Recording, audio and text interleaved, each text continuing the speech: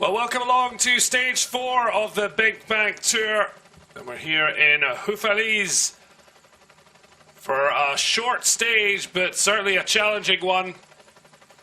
After 3 days enjoyed by the sprinters, it's time for the GC contenders to have a go. But here's the look back at yesterday's action.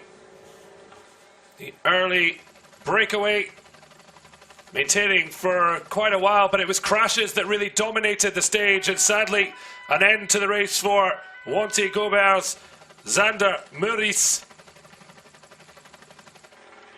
Well, the second of the two escapade groups managed to take some bonus points, seconds in the GC. Eventually they were caught, and on the final corner there was coming togethers, and in fact, as we see a couple of riders looking frustrated, bike completely torn to bits. But in the sprint, Simon Bennett had said his bike got a knock on the corner, but he managed his bike to perfection as Philipsen thought he was beaten by just Groenewegen. The Dutchman denied the win by the slimmest of margins, and the Irishman in the leader's green with a third straight win, the first in BinkBanck Tour history to do a sprint 3 in a row. And it was all smiles for the Irish road champion as he leads the BinkBanck Tour, likely to change today on what is a punchy stage 4 around Wellens. But Sam Bennett will be riding in the green jersey for Bora Hansgrohe. Jasper Philipsen second on plus 20 seconds with Dylan Groenewegen as they traded places on the podium between stage 2 and 3.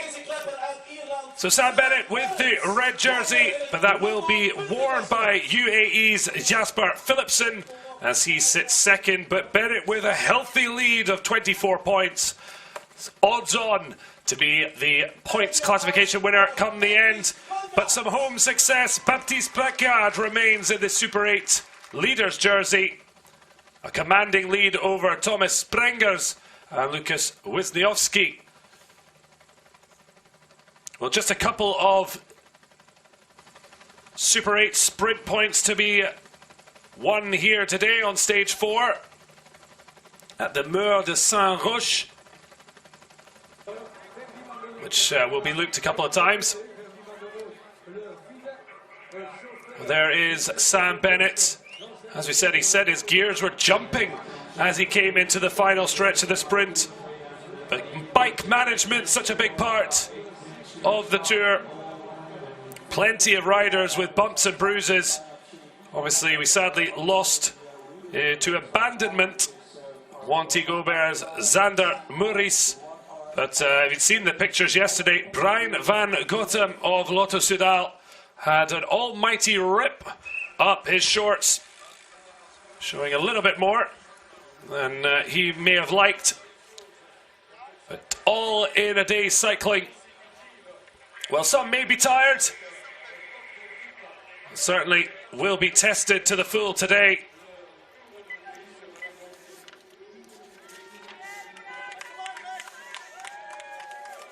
So as I mentioned, the two Super 8 checkpoints at Saint-Roch. But there's 3 walls in total as the peloton arrives in the Ardennes. Also be at Bois de Moin and Achouf. But starting and finishing in the town of Wellens. But it could be a big day for the GC contenders. Greg van Avermaet there for CCC in the Polish team's orange shirt. He'll be looking to make an impression on home soil. Former Olympic champion. But Tim Wellens of Lotto Soudal as well, a 2-time winner of the Tour in 2014 and 15. He also wore the polka dot Tour de France jersey for 15 days, only to be pipped by Le Mondial's Romain Bardet towards the end of the 3-week mammoth La Grande Boucle. So it's been a day and a tour for the sprinters so far, but today a much tougher examination. And certainly in terms of, despite being flat days finishing with sprints, the weather, particularly on stage 1 and again yesterday, certainly hasn't been the most pleasant. Stage 2 there was a reasonable amount of sun, as we see the 2 jersey leaders. Sam Bennett, the occupant of green and red, but Jesper Philipsen wearing his red for him. L'équipe Katusha présente ici donc au départ de cette 4e journée de course. Earlier today, the teams coming to sign in.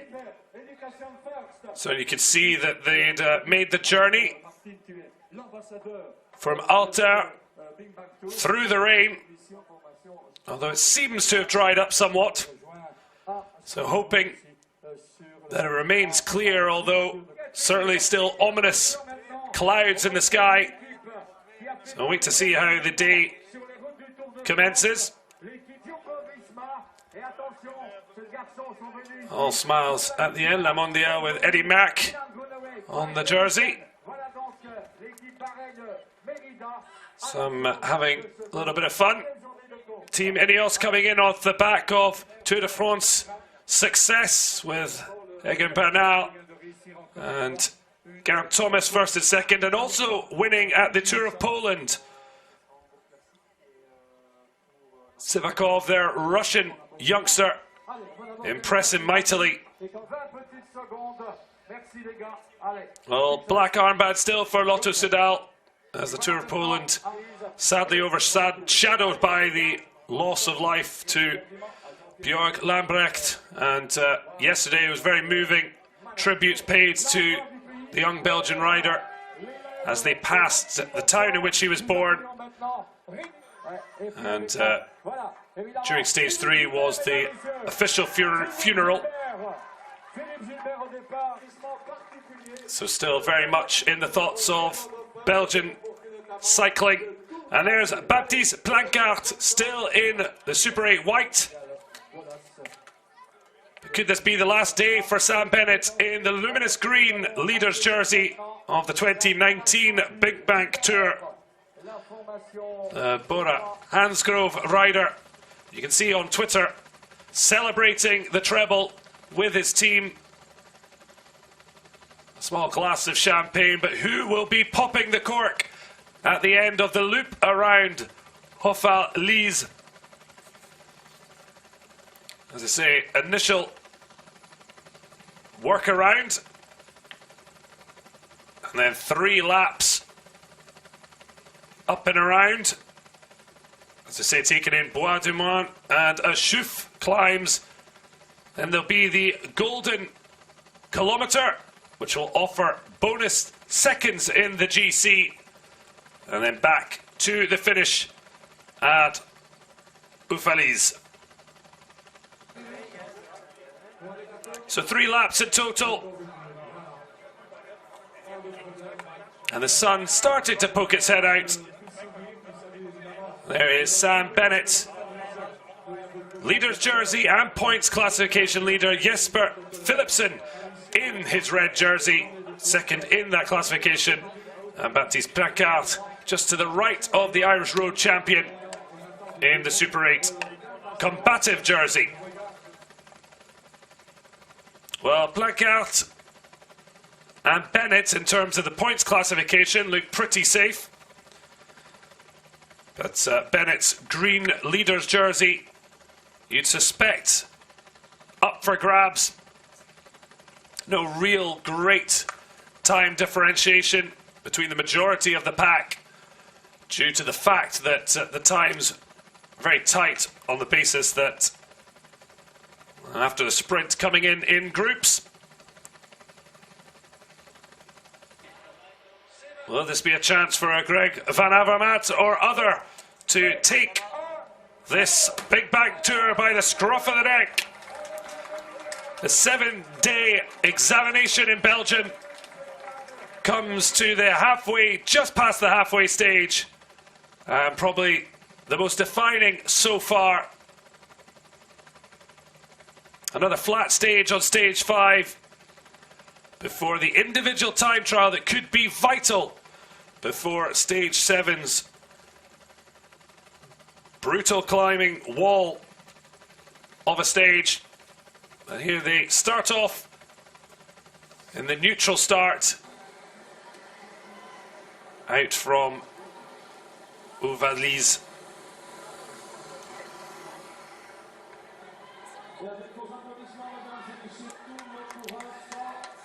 Well, the organisers elected to try something different this year, see if it works, deciding to follow the example set by the Grand Tours and introduce a very short day but packed full of punch. There's no big mountains or mountain classification. This stage has plenty to excite the GC riders, especially it'll be full gas from the gun.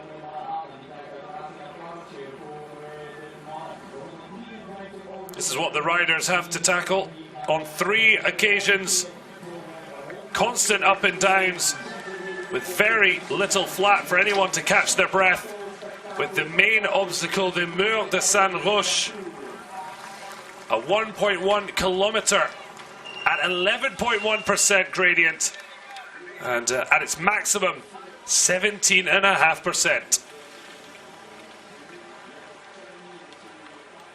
A real horrible climb, one that can suck the life out of your legs.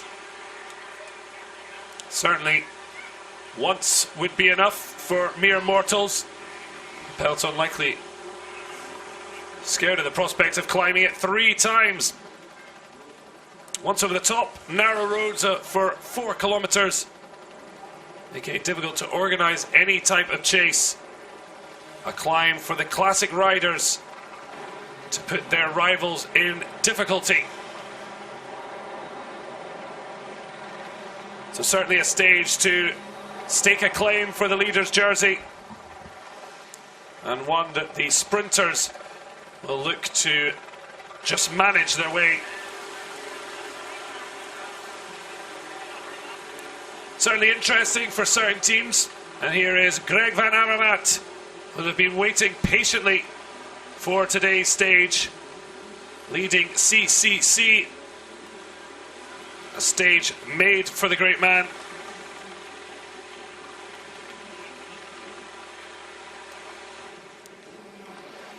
One of the most versatile riders, 34 years of age.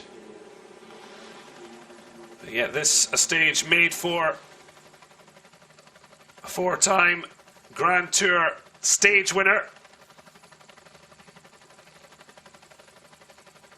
And the points classification and stage winner at the 2008 Vuelta. But it was his 2016 Olympic road race champion, although see a crash there on the side. Issues already. And Tom Boley just having a quick check of the bike to see if it's still in working order, the gears needing replaced. Onto the spool. Finally getting support. As you can see, not great amount of space on the road for the team cars to get in there. Certainly doesn't want to lose too much time. Just see as the car, you can see, well, just jumping on the side there, and then just further back, just seems to have been caught in a slight divot at the side of the road. But Tom Boley back on his bike and moving forward through the team cars. Such a big issue in terms of the space on the road for the riders and the cars.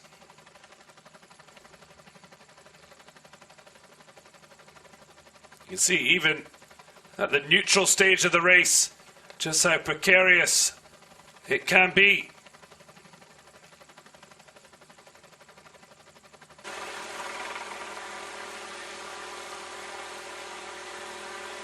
But Lotte Soudal will be hoping. This man has kept his powder dry for today. Tim Wellens, 2014 and 15 champion of the BinkBanck Tour. As mentioned before, 15 days in the polka dot of the Tour de France. Certainly, the Belgian and compatriot Van Avermaet will certainly be the focus today. We're just getting a final word, the organisers. And finally, the race officially starting. And we'll wait to see what the tactics are going to be. And who's going to be brave enough to attack from the off. So a short but punishing ride. And straight away, riders looking to try and push towards the front. But who will be the brave one? As we see Sam Bennett in green on the far right hand side, and now a break. And push off from Education First.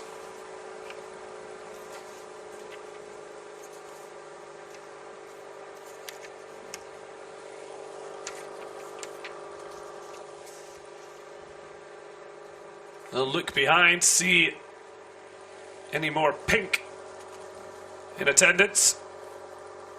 But only seeing the kind of quick step Bora Hansgrove and GD FDJ, but Lotte Soudal upping the pace. Early cat and mouse.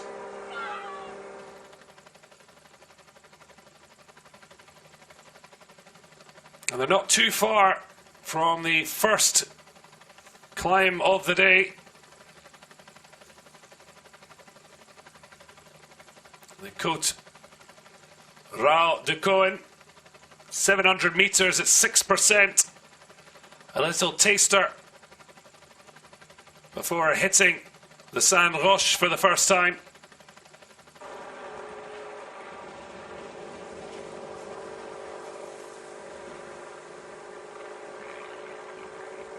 Quite early on, they'll make that second passage around the finishing line, and that will lead them to the first entry towards Saint Roch, and then the main loop, passing Bois du Main and Achouf,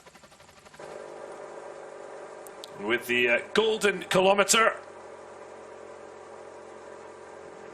between Bois du Main and Achouf. But it's Iljo Kies of the current Quick Step who's looked to make an early break for it.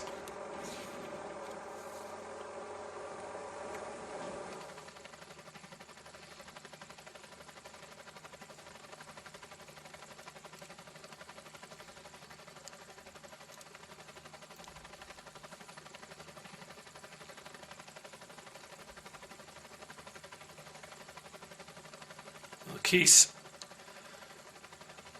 making some early running, but he'll certainly be expecting one of his three teammates in a very strong Deceuninck Quick Steps team. Philippe Gilbert, Bob Jungels, and 2013 overall winner Zenek Stiba, all looking to make an impact today.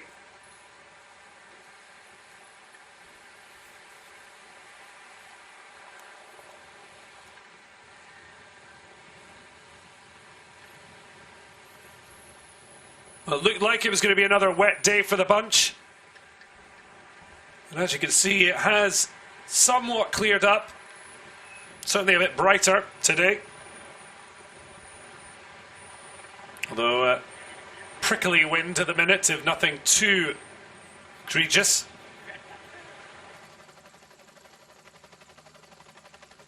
But certainly you saw Iljo Kies make his way out in front, and certainly Quick Step are the strongest team by a distance. Having arrived with the 3 GC riders I mentioned, Gilbert, Stibar and Jungels. Certainly gives them a massive advantage in this stage 4. They've now got Kies out front to work in this 2-man break.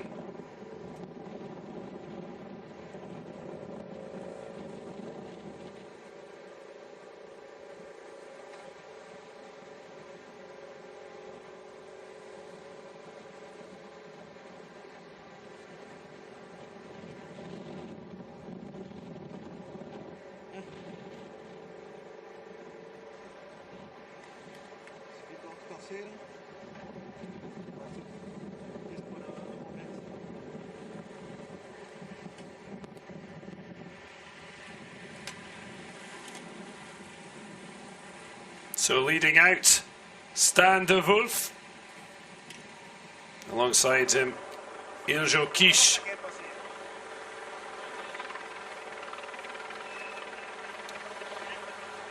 It'll be interesting to see if the main contenders wait until after the first lap, the short lap that is, back past the finishing line. And maybe that first climb up Sainte Roche. Likely to see huge splits. So how long the peloton stays as a large batch seems unlikely. Certainly Gilbert and Stibar will fancy their chances from a small group. Jungels, slow sprinter of the 3, may elect to try and attack from distance. May be the strongest team, but certainly the pressure on as Kies off to kind of quick step.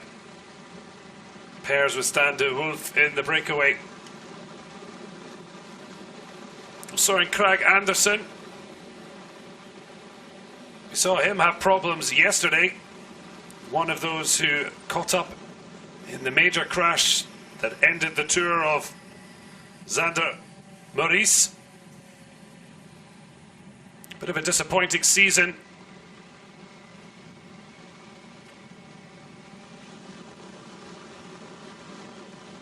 This is a stage you should aim to do well in.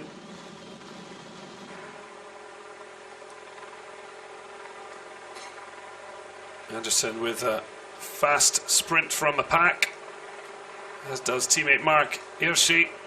The youngster giving Sunweb a solid second option.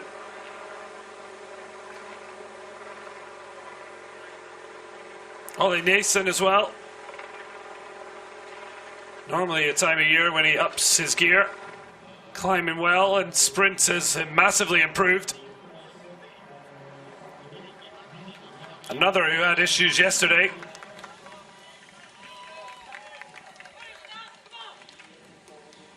La Mondiale rider having to nick the wheel of Gediminas Bagdonas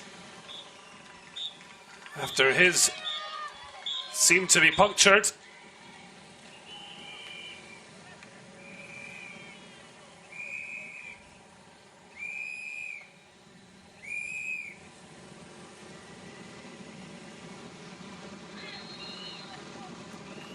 Certainly outside the Deceuninck Quick Step team, Greg van Avermaet and Tim Wellens will be hopeful. Wellens, the Lotto Soudal leader, has won the last 2 stages that have finished in Uffalize in 2015 and 2 years ago in 2017. But both were more conventional stages, so see how he copes with a shorter course. Always performs well in the rain, but as you can see, sunlight raining down.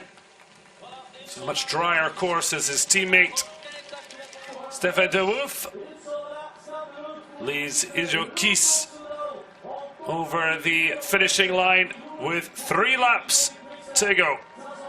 And the real work now begins. Greg van Avermaet, it's not been the year he would have hoped for. Still time to make a big success of 2019. CC squad not looking particularly strong, meaning Belgium could find himself isolated.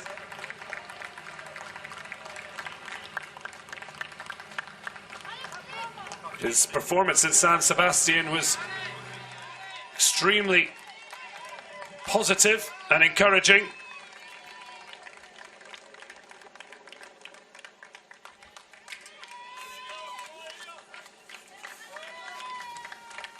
And now getting a first look at the climb. As you can see, they just come round that slight right, only to see how much further it goes.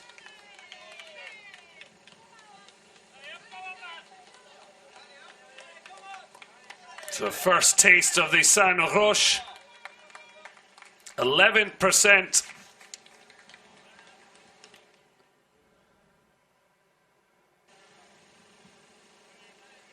And the maximum 17.5%. So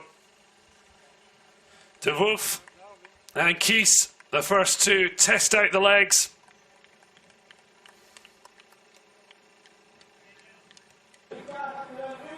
And now the peloton, just over a minute and a half behind, will prepare to hit it themselves.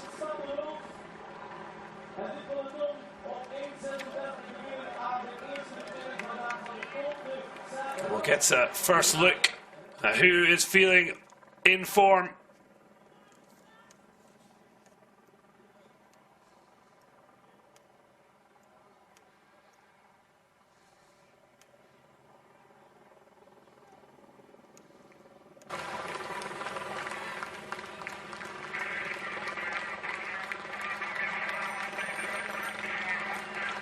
A second place finish in the Classica Ciclista San Sebastian for Greg Van Avermaet. He hasn't had a win since May this year, stage 4 of the Tour of Yorkshire. His only other win coming stage 3 of the Volta Valenciana. But here come the peloton up. The challenging Saint Roch.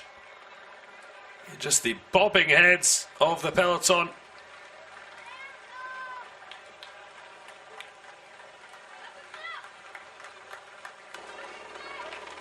So much about momentum and a consistent cadence. But certainly something that will give them food for thought, as they'll have more chances to enjoy the Saint Roch. 2 more times they'll have to hit the wall. Certainly the most challenging of the day, although Bois Des Moines and a Chouf for no walks in the park.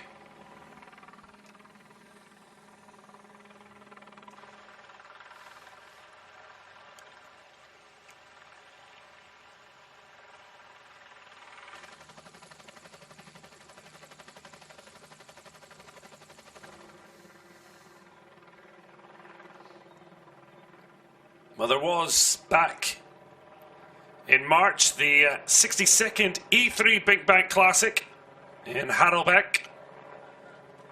Zdeněk Stybar winning that ahead of Jumbo-Visma's Wout van Aert, and Greg Van Avermaet finishing on the podium.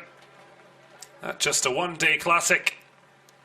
But now in the BinkBanck Tour, who is going to step forward? At the moment,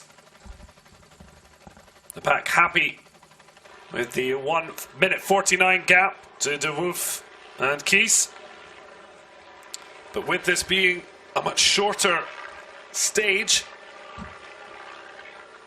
and yet one that really is going to test them to their limit, be interesting to see when riders look to make a break for it, and how strong that the individual teams are in protecting and aiding and abetting their lead men.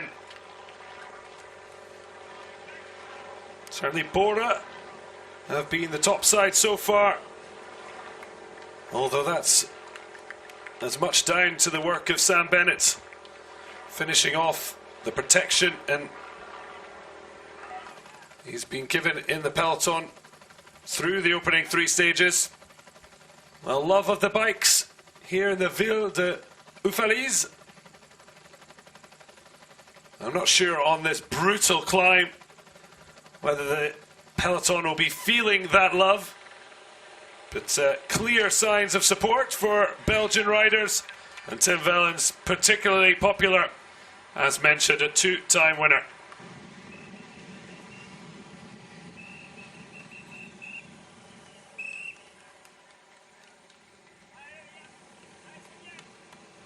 So pushing up towards 2 minutes, but an awful long way to go. Certainly no great expectation that they'll be keeping themselves out ahead of the chasing pack.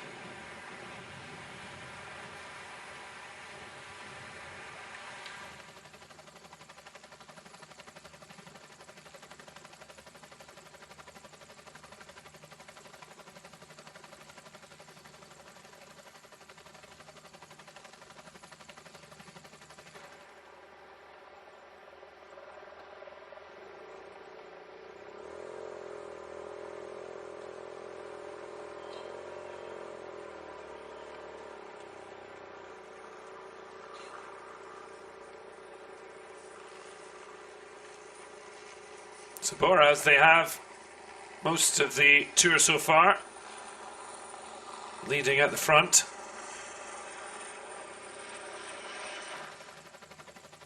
You're seeing how hard they're having to work as things are. Very tight on the roads. Not a lot of space for movement.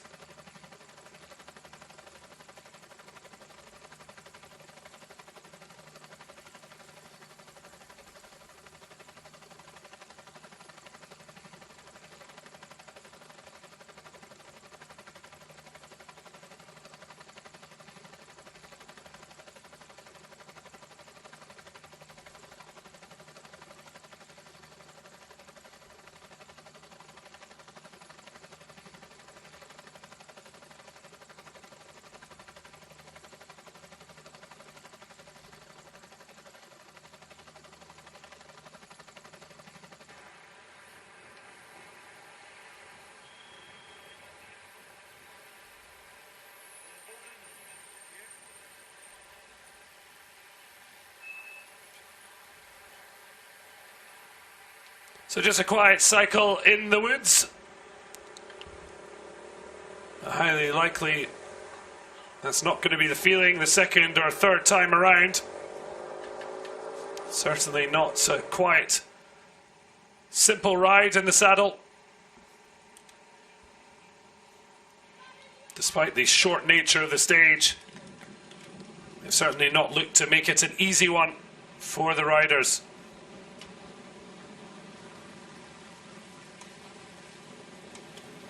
Certainly after what was a very short neutral section, the riders now out,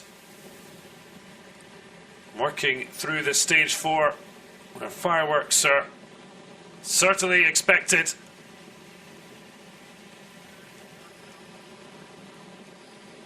The leading two, a couple of Belgians. Iljo Kies, 36 years of age. Was a stage winner at the 2015 Giro d'Italia. Though his best recent results of the last couple of years have been in team time trials. Last year at the Tour of Britain, the team came second, and another second place in the Columbia Tour. You can just see as the road opens up to 2 lanes, few riders putting a little extra pace in, and we're seeing a few splits and which riders can cover the gap or risk being left behind.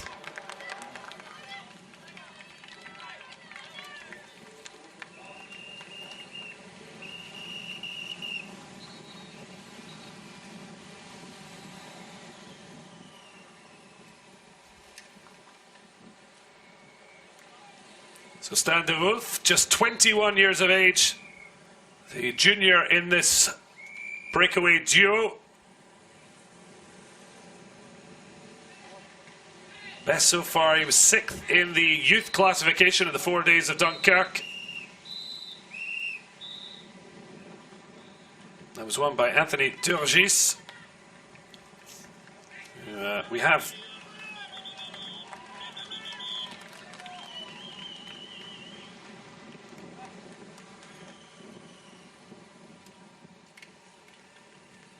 this is second year with Lotto Soudal, having been promoted from trainee and signed at least until 2020. Last year did win the Youth Paris-Roubaix, as well as the youth classification for the Tour of Brittany.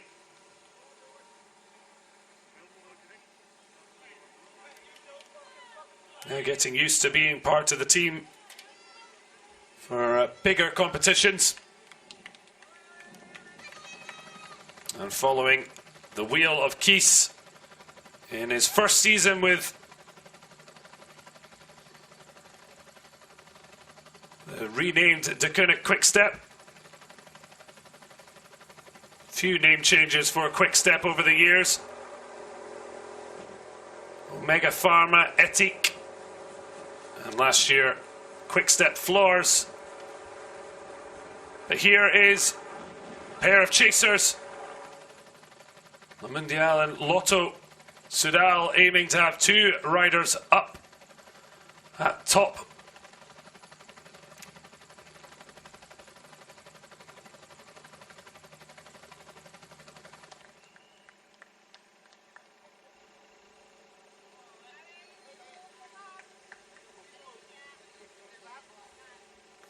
You can just see how quickly things slow down, unsurprisingly, and the brutal climb.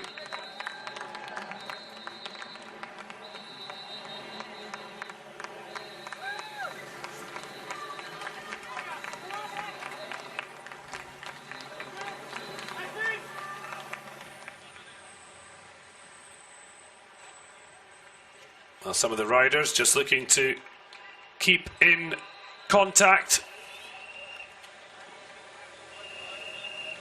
See Fabio Fellin just trying to rejoin the back, but the chasers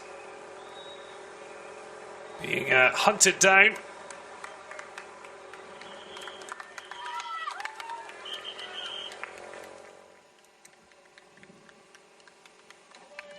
Kies and de Wolf, 2 minutes 26 at this very early stage.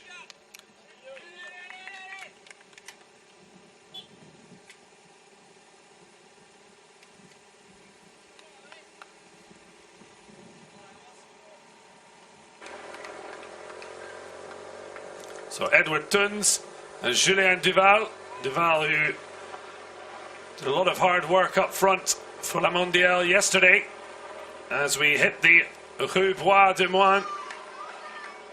1,200 meters, 8%.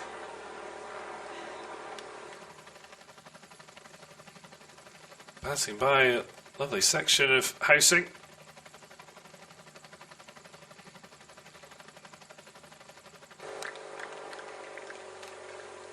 Residents out to cheer them on.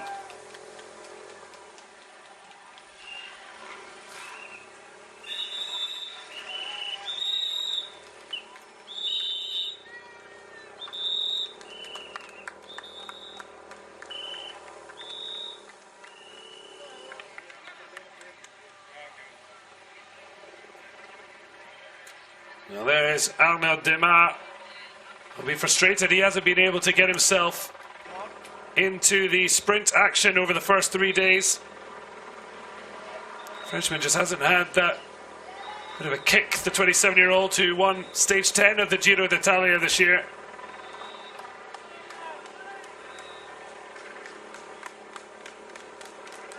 Also won Milan-San Remo back in 2016.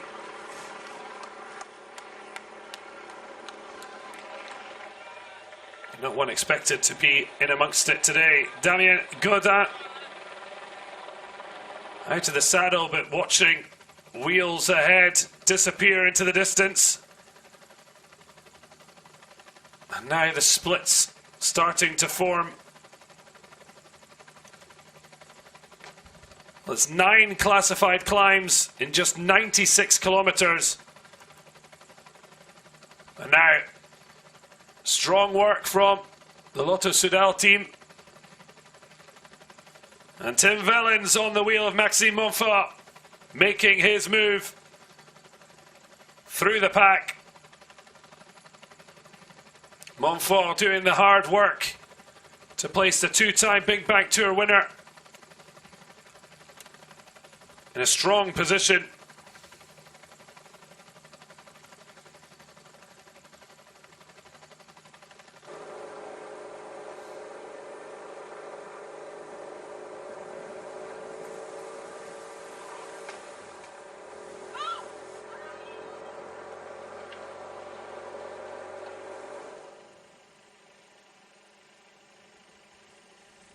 So Kees and de Wolf seen their gap inside 2 minutes.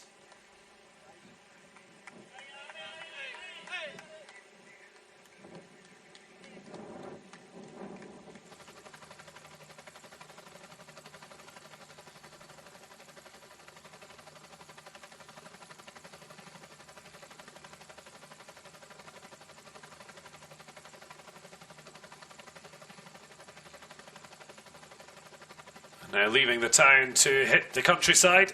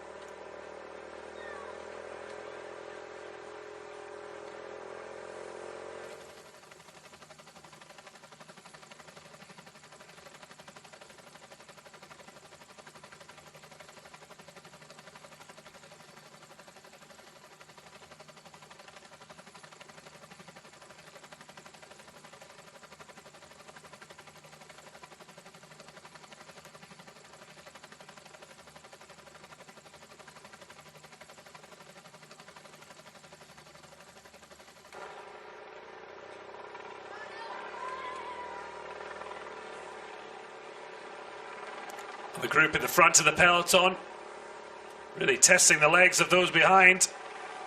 Jumbo-Visma leading the way.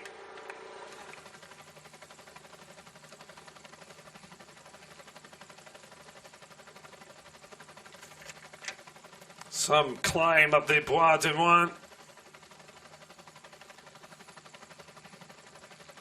Soon they'll make their way towards Tavernu. And the section that will be the golden kilometre.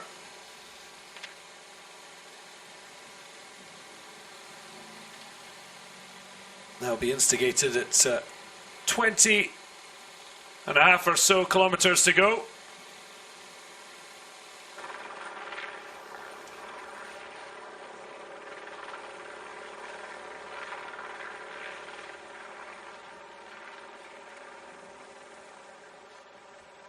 And the breakaway duo already getting a first look. You can see the Lotto markers. Now they make their way towards Fontenay. And then their first look at Chouf.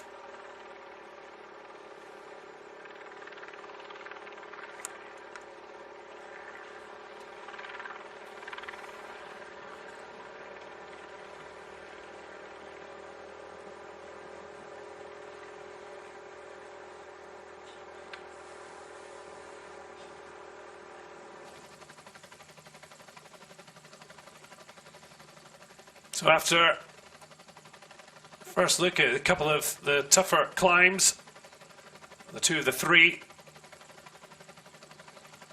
chance for some riders to try and bridge the gap. As you can see, a huge gulf between two halves of the peloton. Some riders breaking out to try and stick with the lead lot.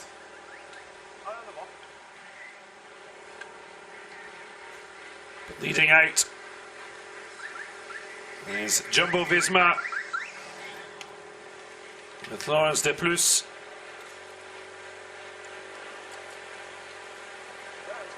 Temenios just edging a little up. Dylan Van Baarle and Filippo Ganna.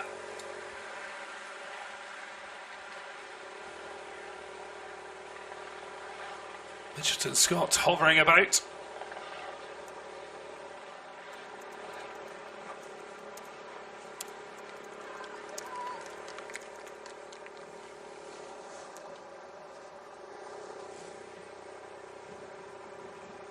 Interesting interview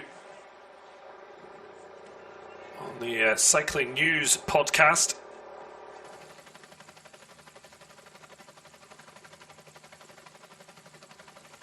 Mitchelton Scott's general manager interviewed.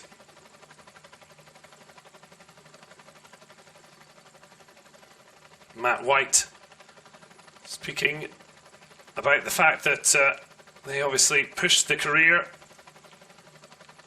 of Caleb Ewan, who's a three-time stage winner at this year's tour, but now doing that on the Lotto Soudal colours.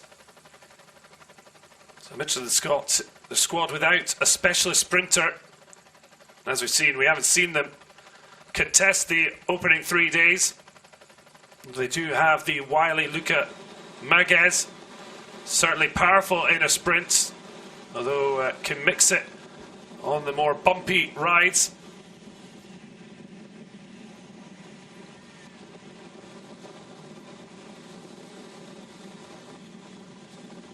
Robert Stannard on stage 2 was out in the breakaway, but so far the Australian team haven't really been visible. See if any of their squad of Albacini, Affini, Bauer, Meyer, Scotstoun, Smith or Stannard can make an impression today as we see the signs for Achouf. And we're just getting an idea of just how tough a day in the saddle this is, despite being under 100 kilometers, 800 meters, average 8%, maximum 12% gradient.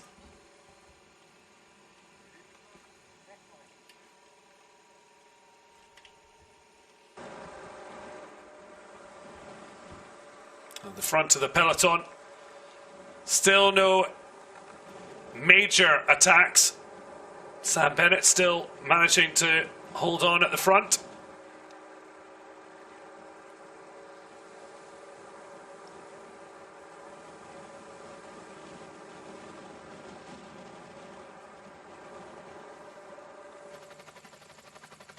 Tough day for him to try and stay in the leader's jersey.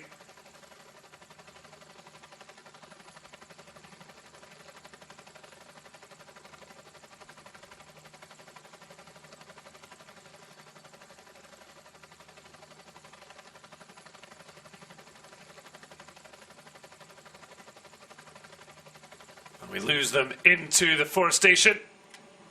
But out front, Kies and De Wolf with a minute 44. De Wolf not feeling the need for extra liquids.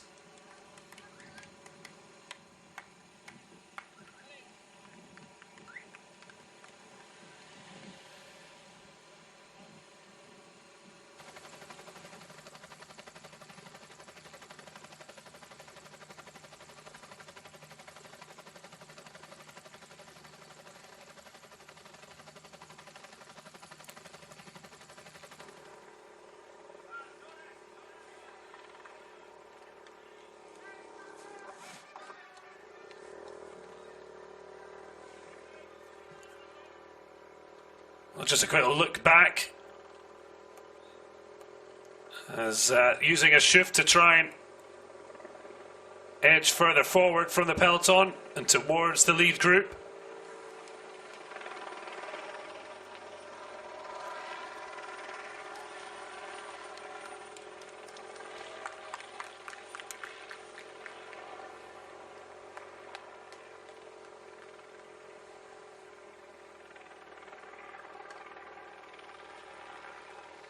It was interesting. If you check online, oblivious pedestrian crosses in front of the peloton as we see David Bellerini chasing the leading pair, although not a great gap from the leading peloton. Unbelievably, during yesterday's stage, a pedestrian used a zebra crossing, but right in front of the peloton. Incredibly, no one was hurt or injured. In fact, you can see unbelievable control from a peloton who would have been going at least over 40 kilometers an hour. Edward Tuns of Segafredo posting the video on Twitter.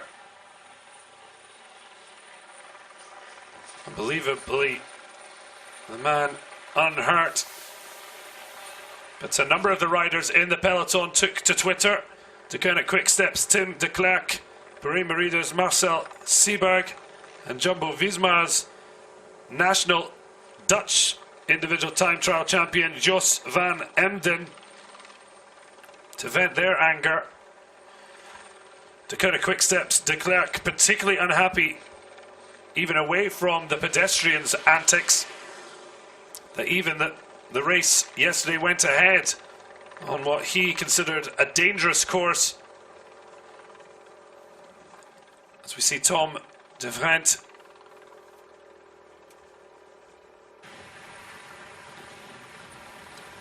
the organisers described yesterday as a Flandern-style course, several tight, twisty finishes, but paired with the bad weather, left a number of riders feeling at risk. And particularly poignant when the day started by observing a minute's silence for the recently deceased rider Björg Lambrecht, who died after coming off the road on stage 3 of the Tour of Poland.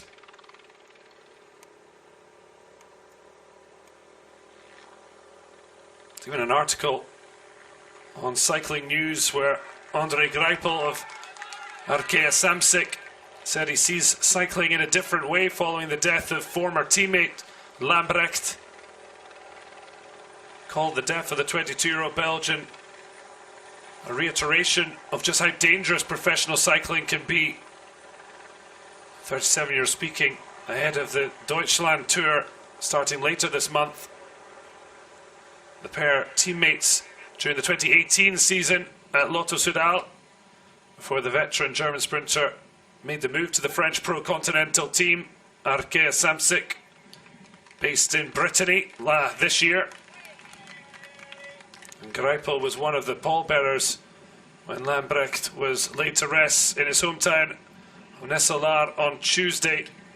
And then we saw yesterday pictures of flowers offered to the head of his Lambrecht's fan club in Nesselar near the church where his funeral had taken place. And we've seen plenty this year already of how dangerous conditions can be, whether the wets here at the BinkBanck Tour or even during the French National Championships, and I'm sure plenty of other races during the heat wave that swept across Europe. Watching in particular the individual time trial for the men and women, the French national, absolutely brutal, particularly the time trials, upwards of 40 degrees Celsius. And the riders finishing the competition and completely out on their feet. Exhaustion, heat stroke. Really, there are plenty of questions to be asked about how riders' welfare is taken into consideration, along with that of organisers, tours, and obviously the desire to perform for the millions of cycling fans across the world. But thankfully, as the riders weave through Wivrin, the conditions a lot drier. We've seen a little bit of sunlight, sunshine, after what was a rainy start to the day. And hopefully no incidents, particularly the very dozy pedestrian yesterday will be an issue on stage 4. So 70 kilometers to go. No one yet to really make their break. The escapades with a minute and a half on the peloton. But the fireworks, for the moment, yet to be lit.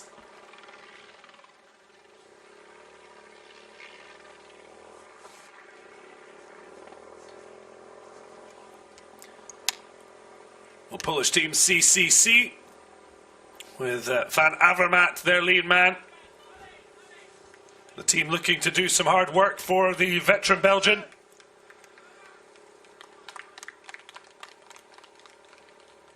Who will head, hopefully, to 2020 in Tokyo, the reigning Olympic champion.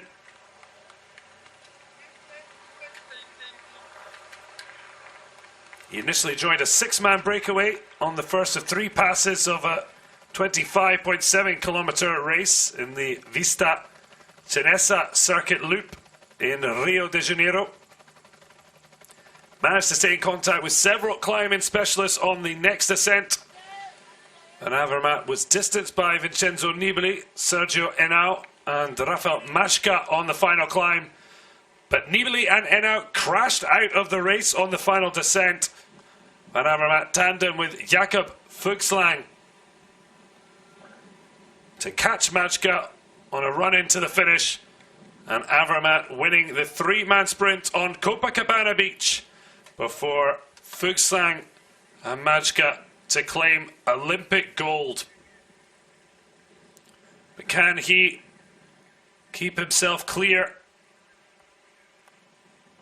of his rivals today? The expectation that one of Avermaet, Wellens, or the trio from De Koning, Gilbert, Jungels and Stibar will be the ones contesting the stage today. Although at the moment it's still their Quick-Step teammate, Iljo Kies, alongside Lotto Soudal's Stan de Wulf at the head of the race.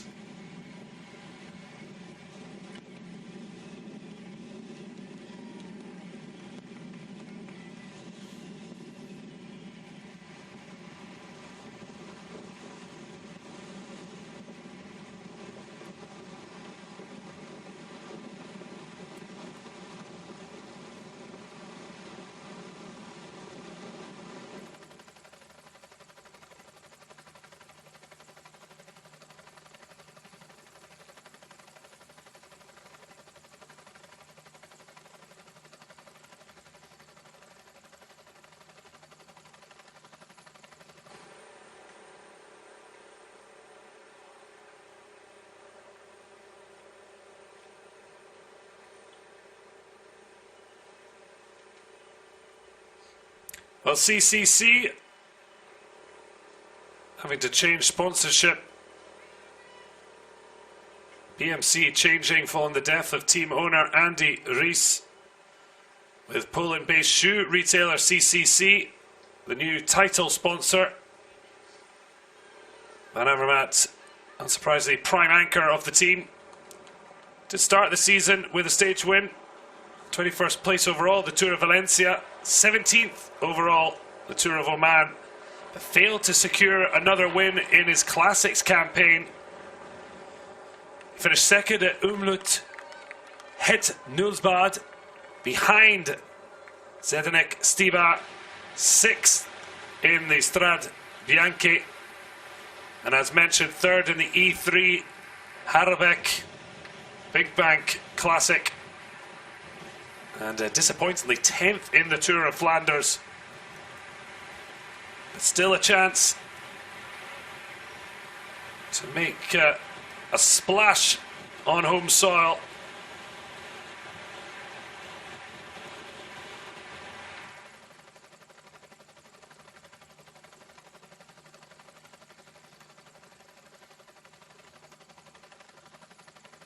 Obviously, Stibar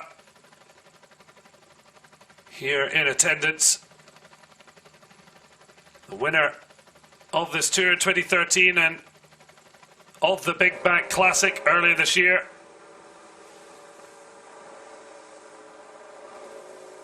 33-year-old Czech rider.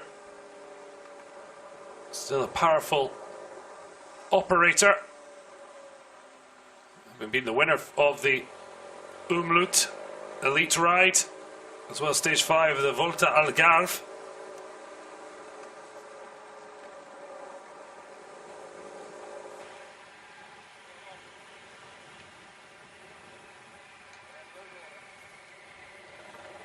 Looks like a bit of a problem for Frederick Friesen. We saw Maxime Montfort being the main lead-out man for Tim Wellens earlier on. At the moment it's CCC controlling the front of the peloton. We haven't seen them much of the opening 3 days. Tells you everything about what they've come to do in support of Greg van Avermaet.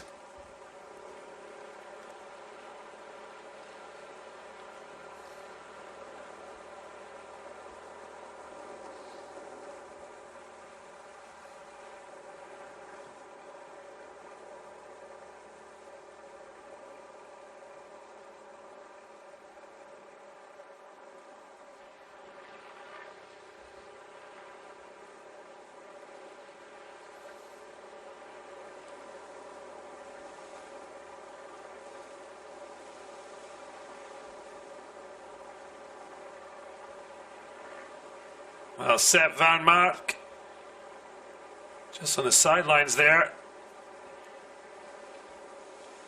More bike problems. He was the one, I believe, who was most badly affected by coming together of a lot of riders on the final right turn into the final furlong of yesterday's stage. As we heard, even Sam Bennett got a whack on the bike, jumping gears and yet managing to stay on. As we see a little bit of banter in the peloton. It's a long day in the saddle, often enough in a big group. Fascinating when hearing former riders talk about the types of things going on. And interesting seeing the video of Bora celebrating Sam Bennett's historic treble at the BinkBanck Tour. The very Germanic celebration. Certainly another part of that interview on Cycling News podcast with riders agent Martin Berkot, talking about the importance of the type of riders that become part of a team and a squad, particularly the culture of the squad. Something also mentioned by Matt White of Mitchelton Scott.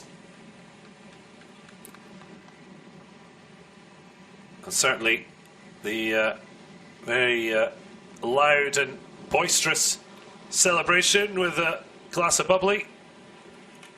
Something Sam Bennett's personality seems to fit in quite nicely with. So Bora have dominated through their Irish gem. But it's a day for the GC contenders. Who is going to make their move first?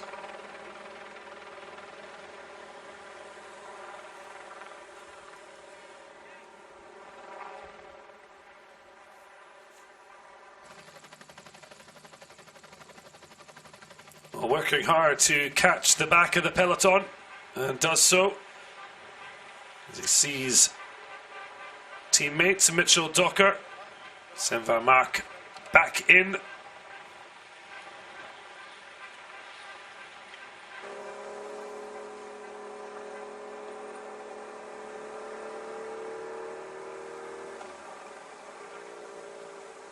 Well, no one has yet made a successful attack from the front of the peloton. Trek Segafredo electing to have a go.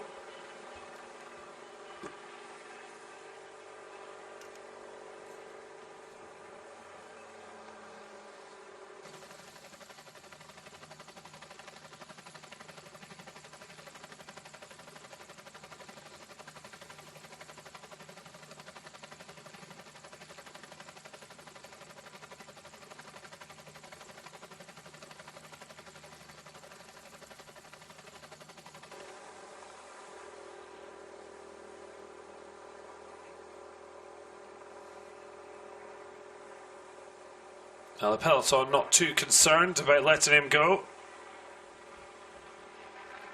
He's got quite a gap to bridge to reach the two escapades.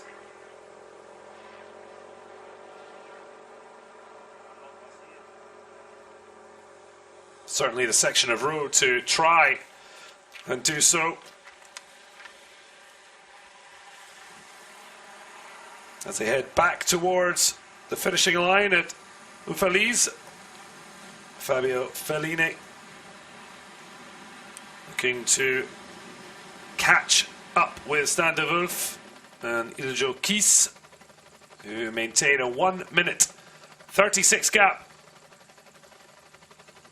with the rest of the main section of the peloton driving on. Still a big group, but we'll see when movement starts to split it further.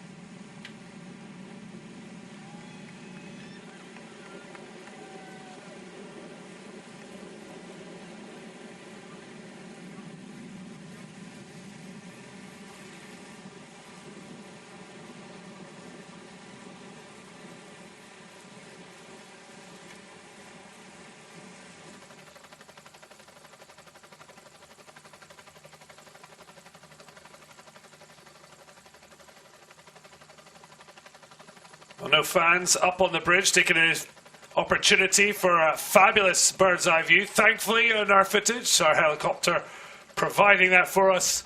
And the rainbow colours of the peloton with a 1:41 gap up to the lead group. To kind of quick step in, Lotto Soudal's riders working hard. Kies for quick step. Stan de Wulf of Lotto Soudal. 60 kilometers left as they head towards the third passage through the finishing line.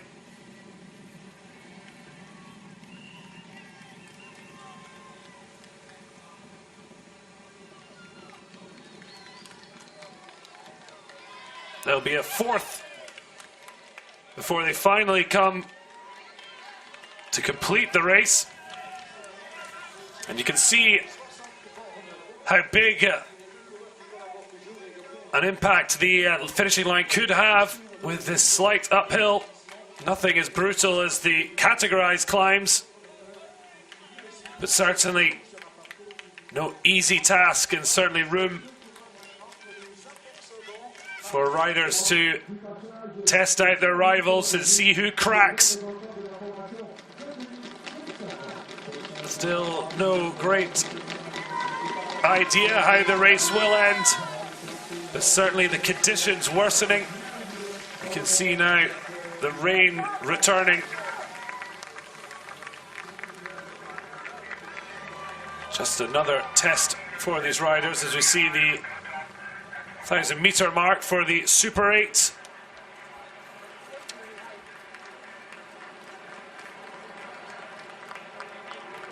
And now up the Côte de Saint-Roch, Saint-Roch, I should say. And Super 8 checkpoint just up ahead for the leading two.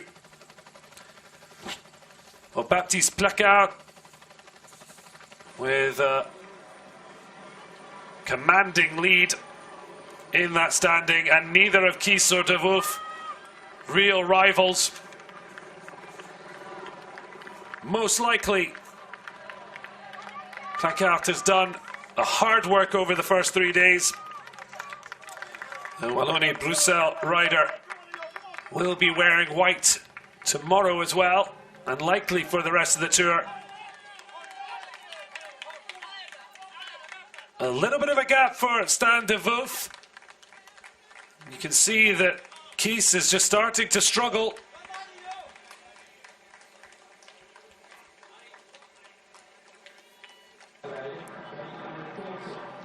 On the lone chaser, Fabio Fellini.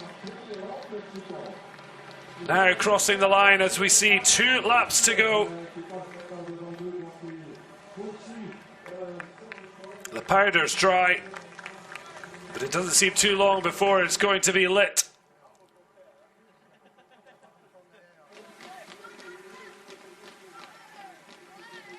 Well, strong riding from Lotto Soudal's De Wolf. Just has a quick check as Kies just about is in touch. And Jumbo Visma, they've got their quartet riding from the front.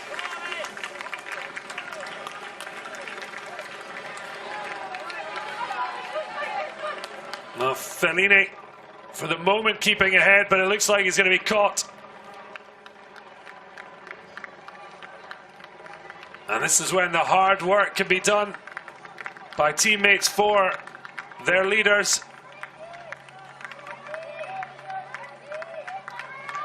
Mike Teunissen just at the back of the Jumbo-Visma quartet.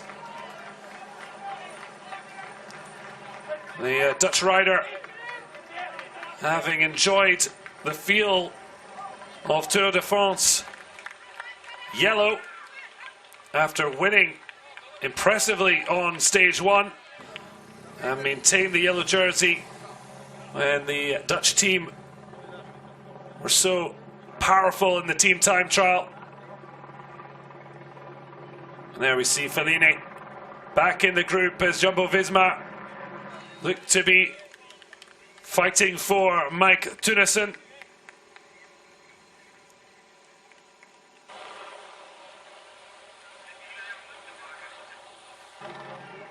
Winner of the 4 days of Dunkirk.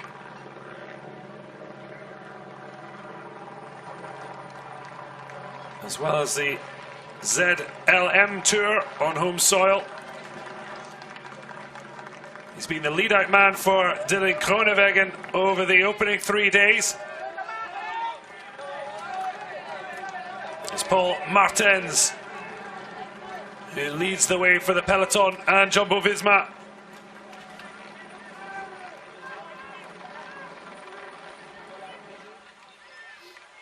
Well, hard work at the back. Alvaro Jose Hodeg, the Deceuninck Quick-Step sprinter, didn't quite have the best of it over the opening 3 days.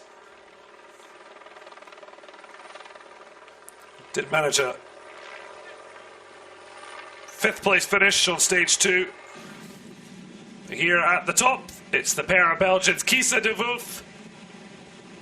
He's managing to catch up, even though he looked to be struggling on the climb.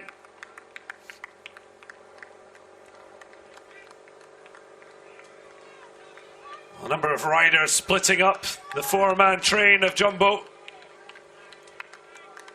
You can see the rain lashing down. And after having done a loop already, now doing so in the rain. There is Sam Bennett, the current leader, the only man to win a stage at the 2019 BinkBanck Tour. Although his Bora team be looking just to manage him through the course with Oscar Gatto, the cat, for company. Surely want to keep himself nice and ready for tomorrow's return to the flats as he aims for the 4th stage win before the time trial. Another intermediate stage finish this challenging week of Belgium racing. Well, visibility certainly being affected, but you can see the bright colours of Jumbo-Visma just trying to stretch out in front. As we join Grega Bole, turned 34 on stage 2. Didn't have a great time yesterday.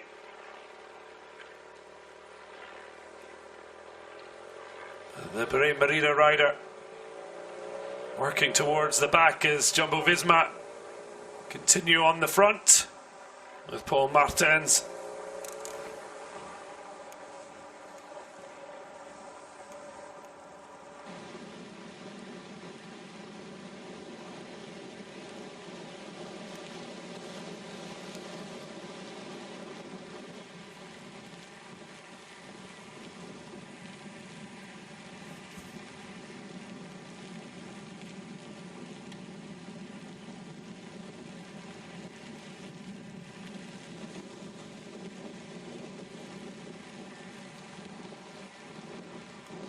Miserable conditions. The riders in an interesting situation. Those coming off a tiring Tour de France or having not been involved, maybe a little rusty.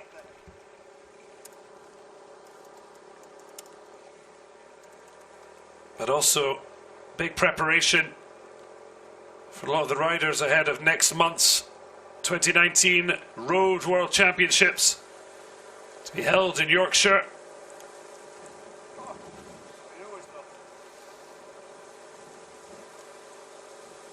'18 champion Alejandro Valverde will be looking to defend his title. Ron Dennis, the leading time trialist, with his gold ahead of Tom Dumoulin. Interesting to see how Remco Evenepoel does. Was the two-time junior road race and time trial champion. Interesting to see if he makes this step up, especially after the Deceuninck quick-step rider was able to win out at the European Championships in the elite time trial.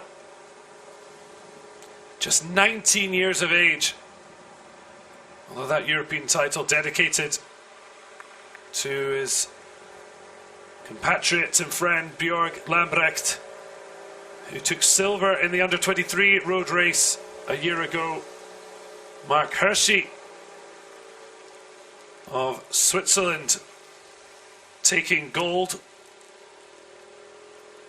Swiss rider here with Sunweb.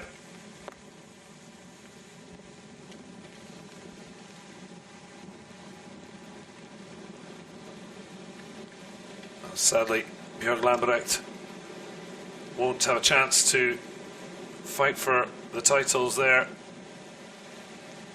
And certainly Evenepoel with an emotional tribute to his compatriot and friend when he won that time trial gold in the European Championships.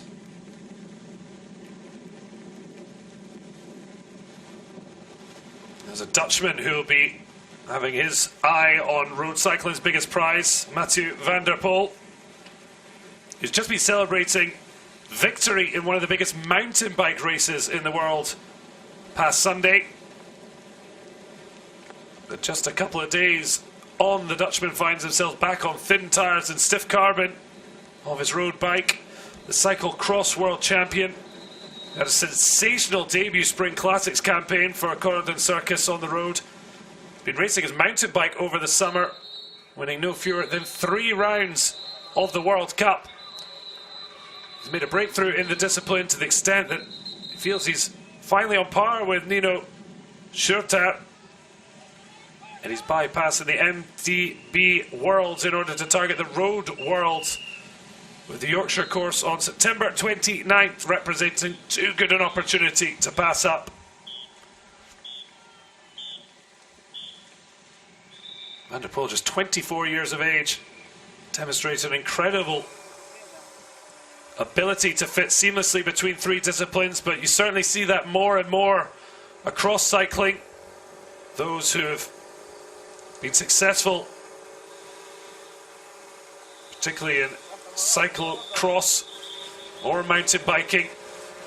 And we've just seen Egan Bernal, who is a mountain biker, become the Tour de France champion, the youngest for 110 years, and first Colombian to win the yellow jersey after 3 weeks around France.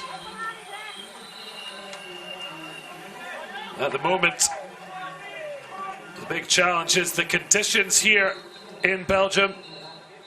Houffali's awash with rain.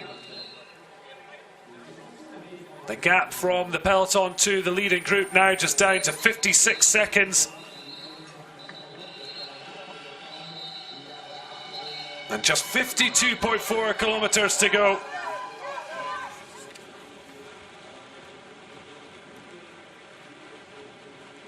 Well, Dylan Groenewegen, unsurprisingly, towards the back, just on the wheel of Greg Abole. The sprinters just looking to manage themselves. They're focused very much on stage 5's flat race.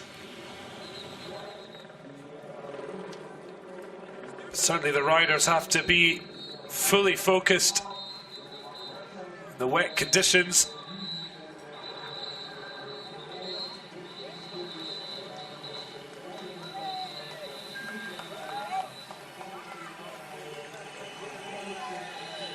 So yet to see any of the big contenders make a big move. The Jumbo-Visma again at the front of the climb up the Côte Achouf.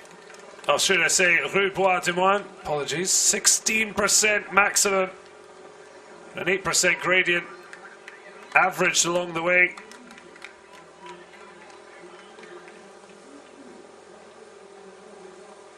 Especially with 1,200 meters. Real hard examination.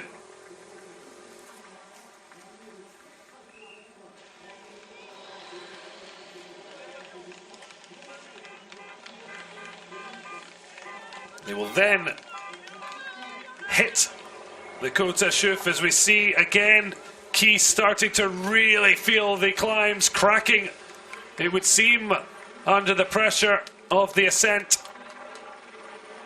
Stan de Wolf still looking relatively strong, but the peloton breathing down their neck. But here come the splits.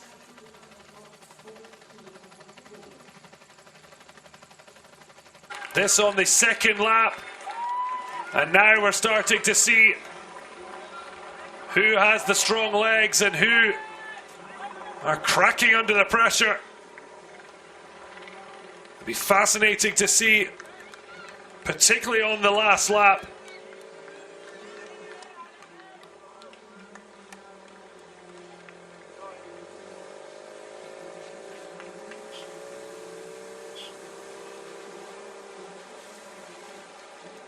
Well, now you see,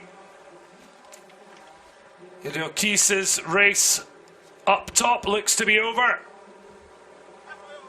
Hard ride up front, but had made himself noticed. But it's Stan de Wolf who continues. Now solo break. It'll be interesting to see if Keith elects to try and stay with this chasing group, or if he'll slip back. I'd imagine he doesn't want to fall too far back.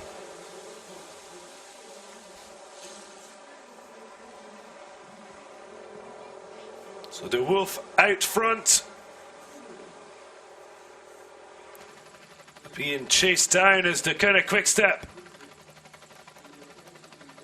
I have a second rider in this leading group. Look how much the riders are splitting off now. Here comes the larger part of that group.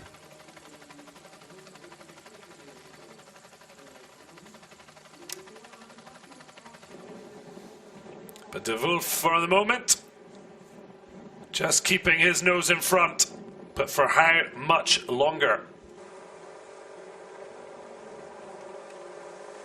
Well, Keith now happy to do work for this leading group.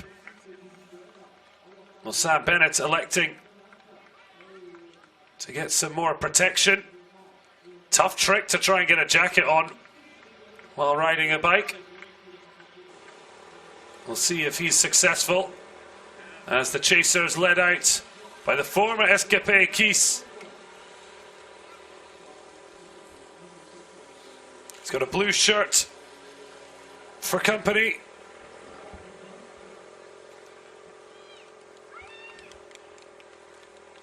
Jumbo Visma, CCC, EF First Education,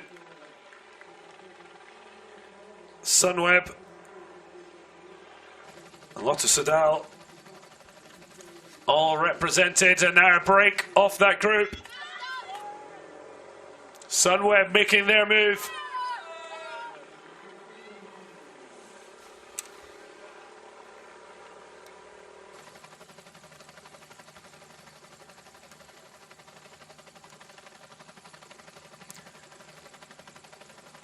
Certainly had a tough day yesterday, Søren Kragh Andersen. But looking to be positive today. The Sunweb rider, 25 years of age, without a stage win this season. A number of second places.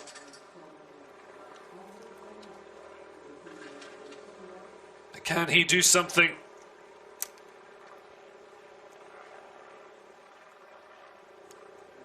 Particularly for the German team.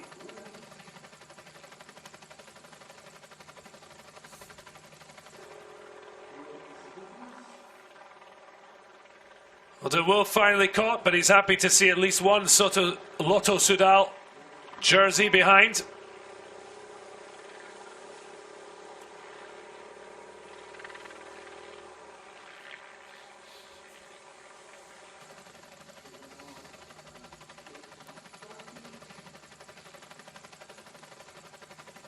So Zdeněk Štýba and Greg Van Avermaet up in this lead group. Suspect there's Tim Wellens is the other Lotto Soudal rider.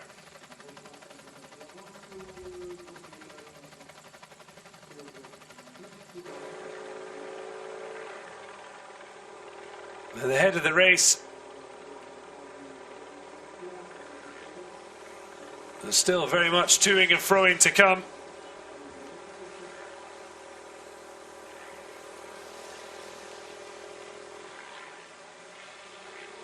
No one yet to have made a consolidated break for glory as we're inside the final 50 kilometers.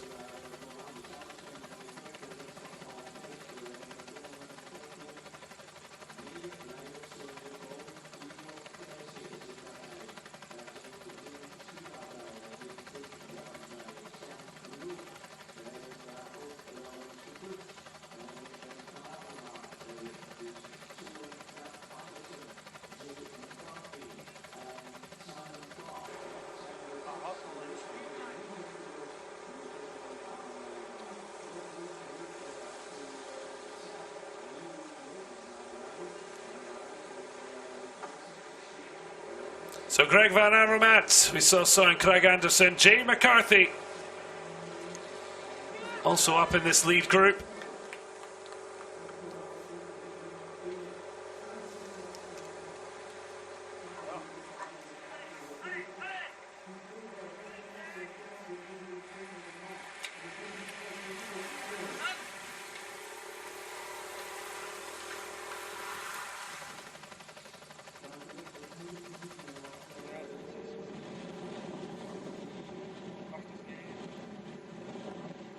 A few snacks being had. And can this leading group work to make it a reduced finish and keep those behind at bay?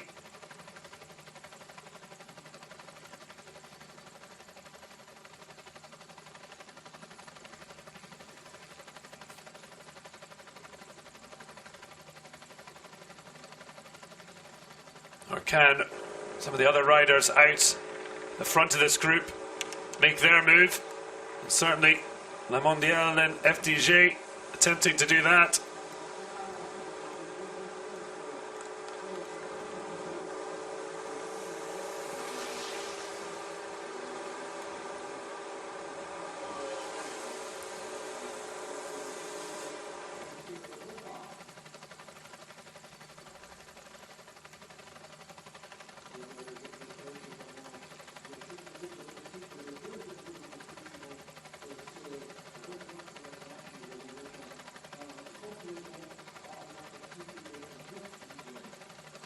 Team Ineos's Filippo Ganna pushing out, but we can see Tim de Klerk at the back there mentioned his anger really at what he felt was unsafe conditions yesterday.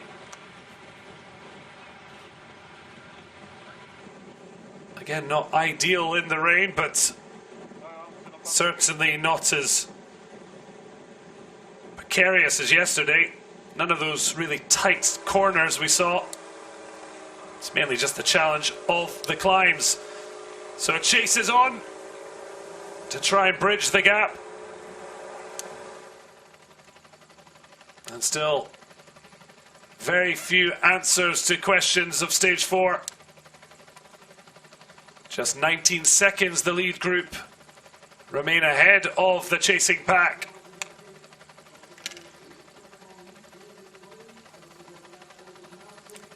Just over 45 kilometers to go, about to hit the Côte à Chouffe. 800 meters with an average 8% gradient. Will there be an attack? Or are the riders going to keep their powder dry for the final lap of stage 4 of the 2019 BinkBanck Tour?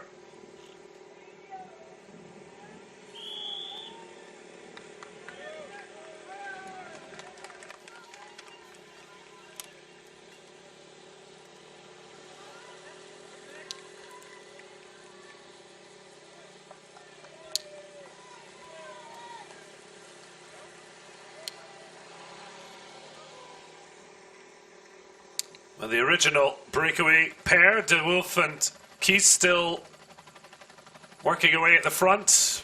A little bit happier maybe with added support, although Sties with the open mouth breathing hard. As I say, 58 meters of ascent, 800 meters total, and an average of 8%.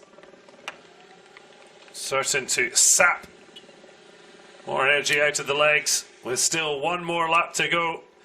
But the golden Olympic head of Greg Van Avermaet, well placed at the front, although the chasing pack just 17 seconds behind. Can they make up any time on this climb?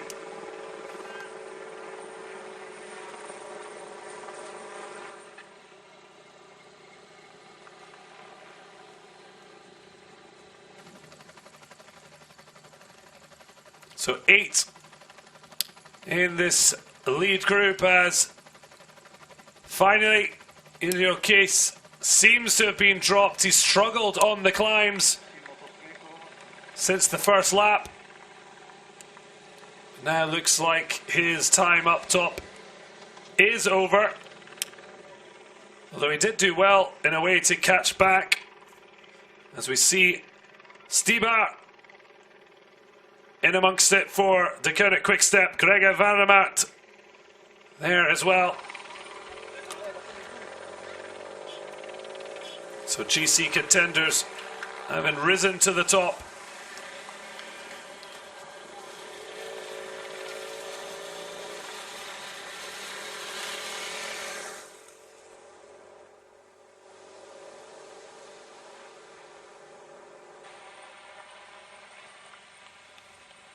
So Joris Nilvenus being separated from the back, likely had some kind of problem. So earlier a puncture for Sepp van Mark, who already had bad luck yesterday on that final right turn.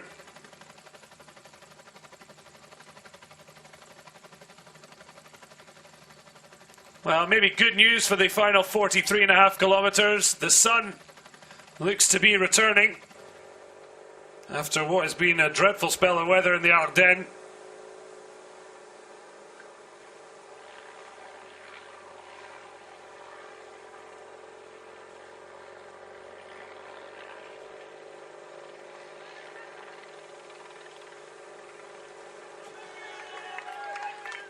But the major players up in this lead group, Tim Wellens, having happily joined original leader Stan de Wolf. Sednek Stiba joining and then leaving behind Iljo Kies. Greg van Avermaet up in the lead as well.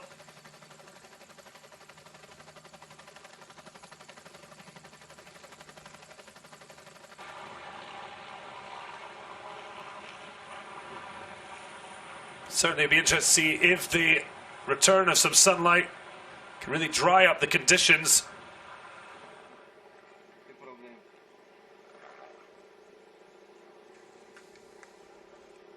So Stiba Kies dropped. Stiba up there in the front group. Wellens joining De Wolf for Lotto Soudal. De Plus, Van Avermaet, Craig Anderson, McCarthy and Clark up in the top. But now it's looking a really tough ride for Kies.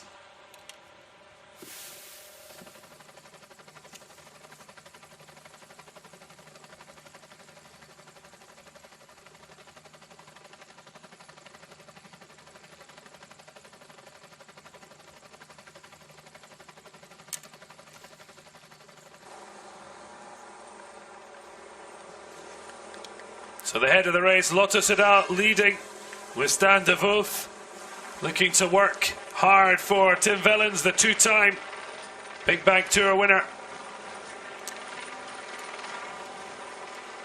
2013 winner and Czech rider Stiba in position for the Deceuninck Quick Step.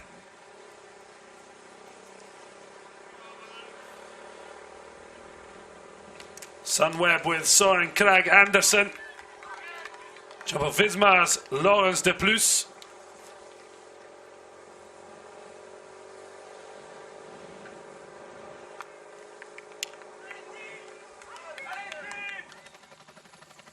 CCC with Greg van Avermaet. Another well-placed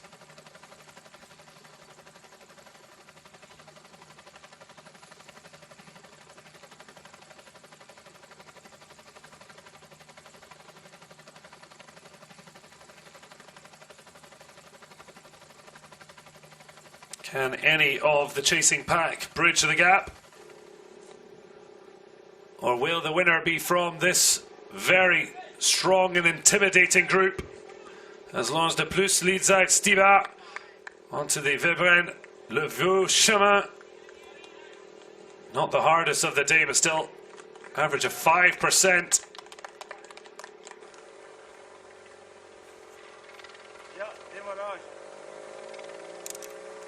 Well, Bora have been dominant over the opening three stages with Sam Bennett with a brilliant treble.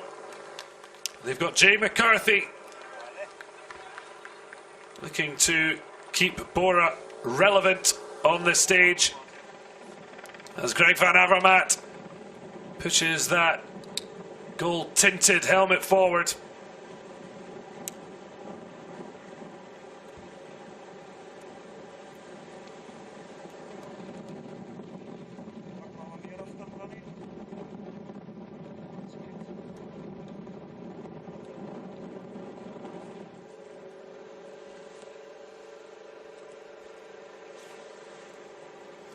EF Education first with Simon Clark in this strong grouping.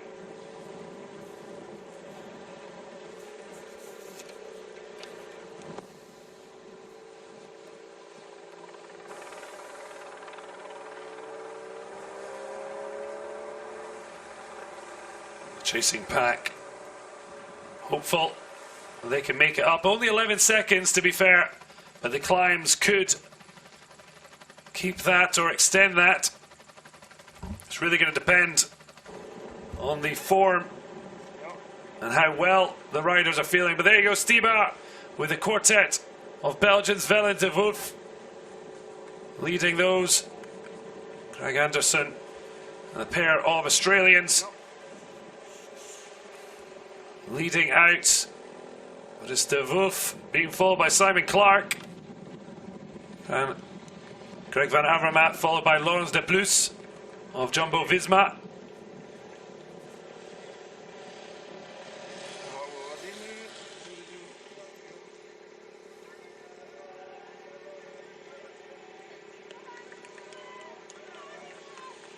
And now Clark allows Van Avermaet to lead forward.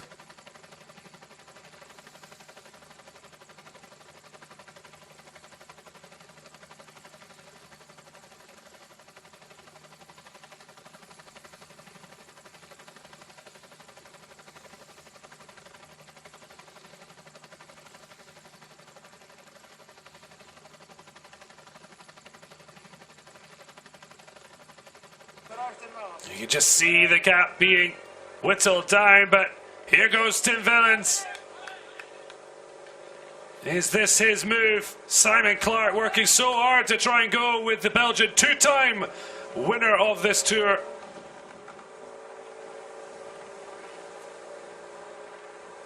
Wellens making his move. And is anyone going to be able to cover the attack? He's really stretching away.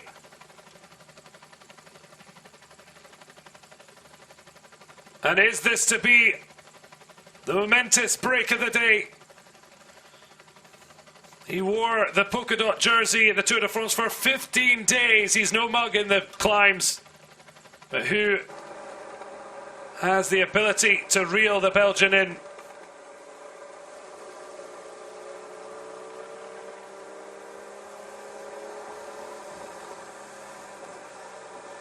Well, just 38.1k to go. He's trusting his legs that he can try and create a winning solo break.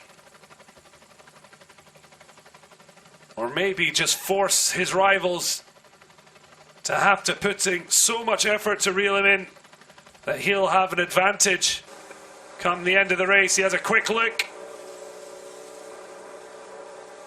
Evidently not a huge gap created, but Wellens the first to make his move.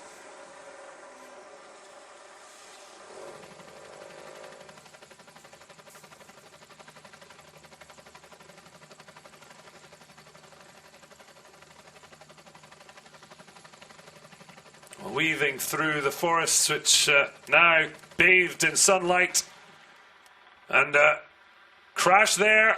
EF Education, no, well, in fact, sorry, Team Ineos with a man down, and that looks like game over.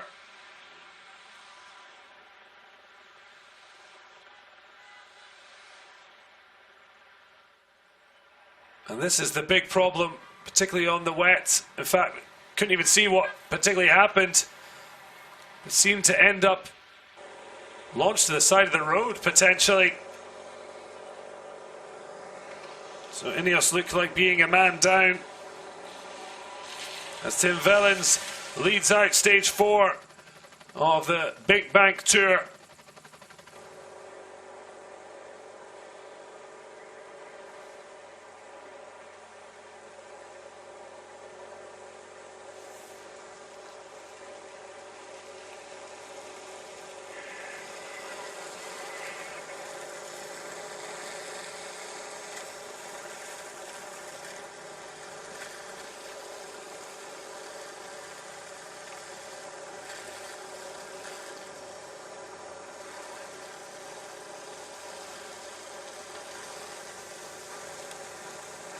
So Tim Wellens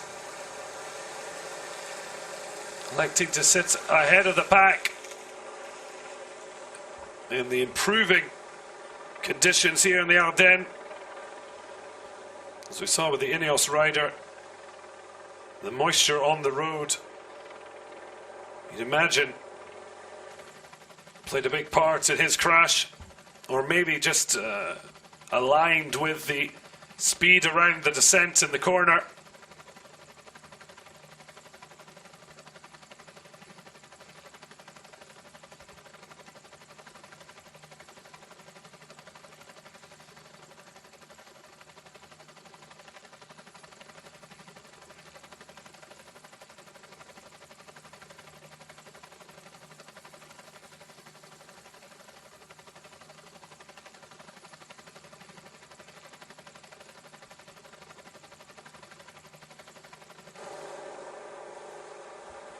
Wellens, elbows on,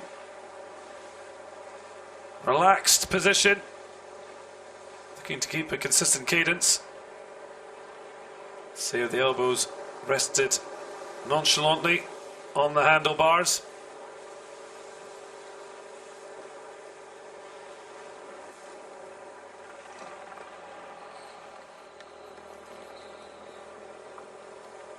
Well, no surprise, there's been no Sam Bennett at the front, the Côte Rue Bois de Moins. Too steep for the man in green. He's having an absolute tremendous BinkBanck tour with 3 stage victories from 3. And we'll certainly go into stage 5, the favourite for a 4th. But today is all about the GC Classic Riders. And so far, Tim Wellens, a 2-time winner of this tour, is leading out.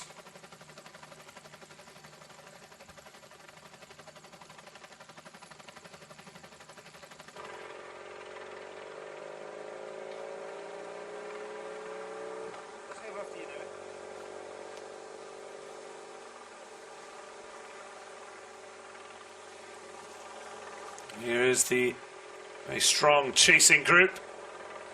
De Plus leading out again, Stiva just a couple bikes behind. But Tim Wellens still comfortably in front, but with much to come in the final 33.9 kilometers. No one electing to cover the attack from Tim Wellens, maybe deciding and in the end, there's enough road left and climbs. And you can see the gap. Not a particularly powerful one.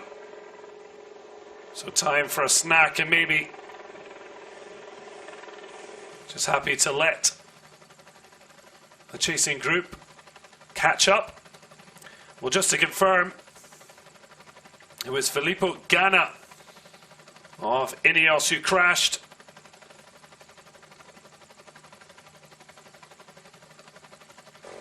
Hit the deck while Tim Wellens was going solo.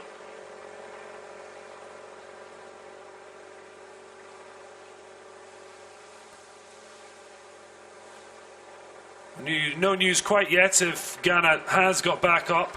Certainly looked okay in the general sense, certainly sore. Certainly the tight turn and the wet conditions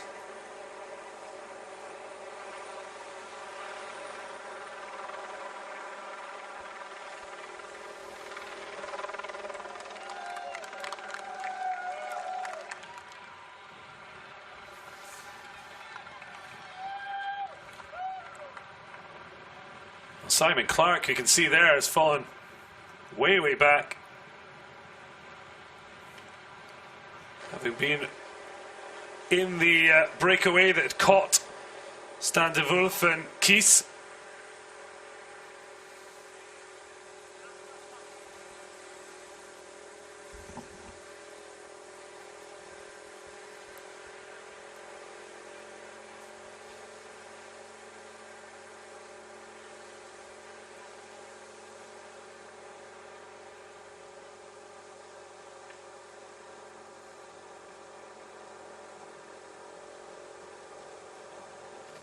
So lead group now of about 30 riders. Wellens having relaxed and waited for the group to swallow him whole.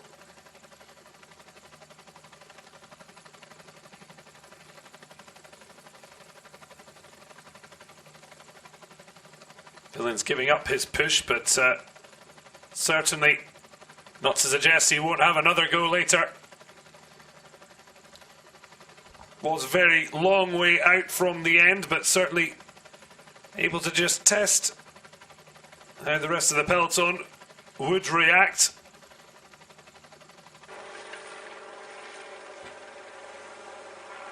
So 6K, the Lotto Soudal rider put into his solo effort. And the back all together now as Laurent de Plus leads out this quality heavy group.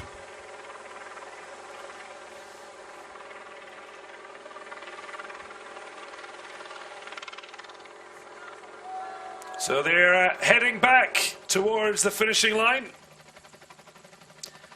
The fourth and final time they'll get a look at it before the end of the race.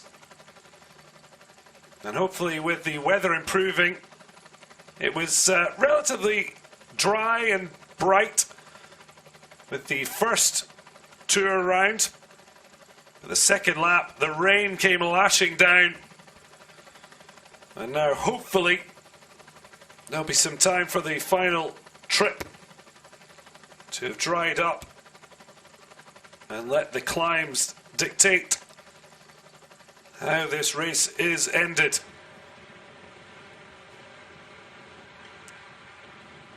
You can see though the road still pretty damp and sparkly.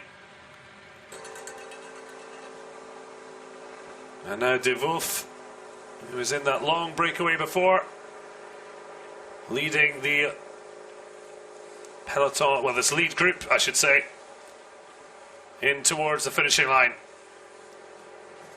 Now you can see the teams strongly represented to kind of quick step. 3 riders towards the front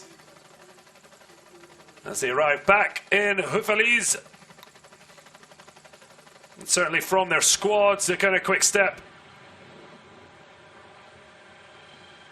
The main focus for GC contenders, Philippe Gilbert, Bob Jungels, and Zdeněk Stybar. Plenty of competition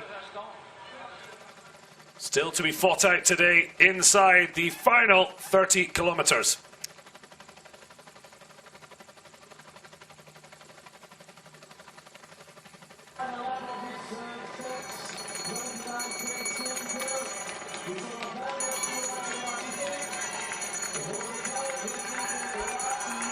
So as they cross the line, the bell signals the final lap of this short but punishing stage 4.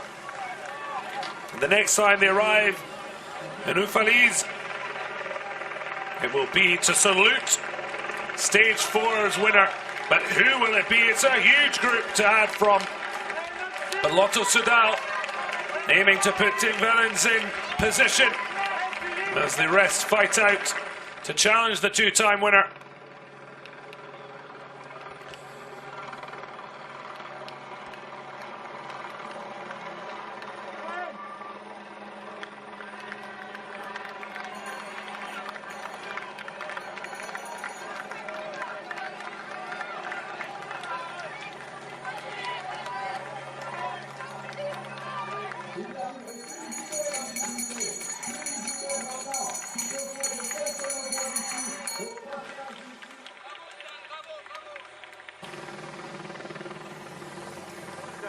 Just a shot there of De Wolf. Not sure if that's showing him having dropped off after a hard day up front in the saddle. Well, a lot of riders really gnashing their teeth as they hit the foot of the Côte de Saint-Roch. It's the last time up the most challenging climb of the day. Well, certainly the Rau de Coan, Rue Bois de Moine, and the Côte à Chouffe. Certainly nothing to be sniffed at, but 3 riders break up from the front. And Laurens de Plus once again there with Tim Wellens. And for Sunweb, it's Marc Hirschi mentioned earlier, the under-23 world champion,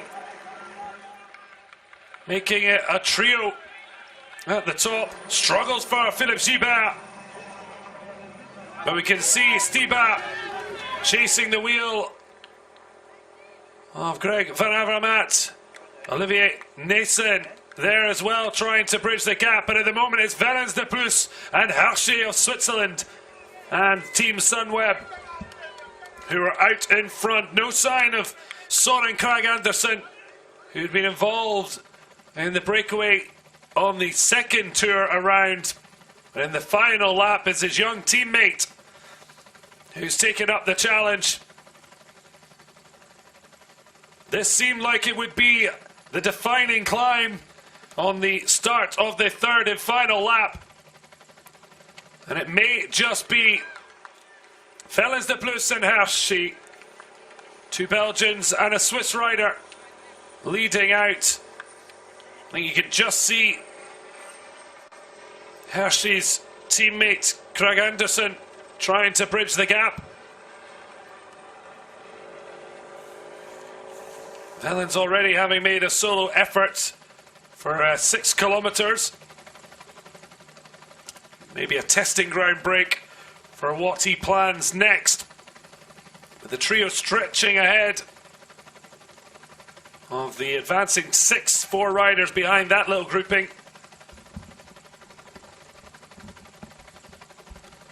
And now we are in to the stage of the race where the fireworks are most likely to be lit.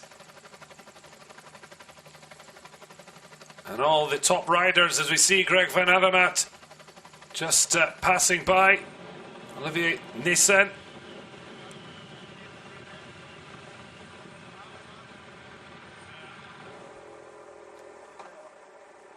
I think it was Kevin Genier there at the back.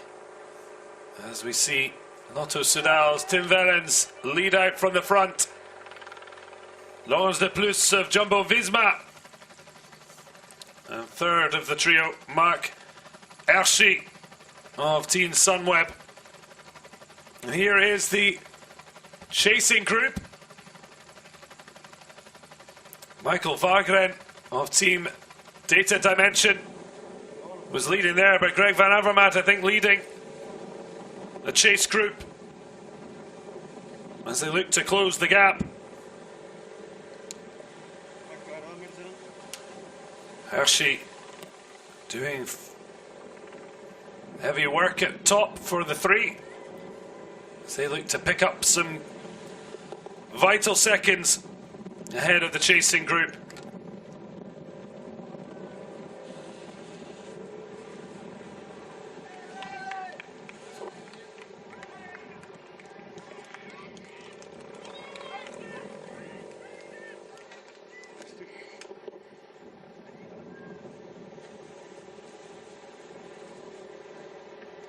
So Hershey, just with a slight gap, had a look behind him, but it doesn't look like he's about to really stretch his legs.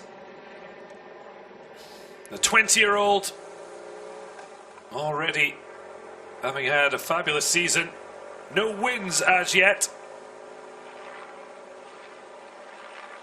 Having made the step up this year from the development Team Sunweb Continental team in his first year at World Tour level. As I say, the highlight of 2018 was that under-23 World Road Race title. This season was second at the individual time trial National Championships of Switzerland.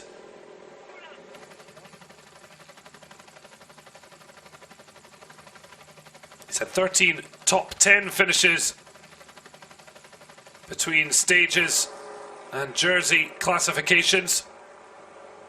But Ivan Garcia Cortina is on the chase. The Bahrain Merida rider edging to bridge the 7-second gap.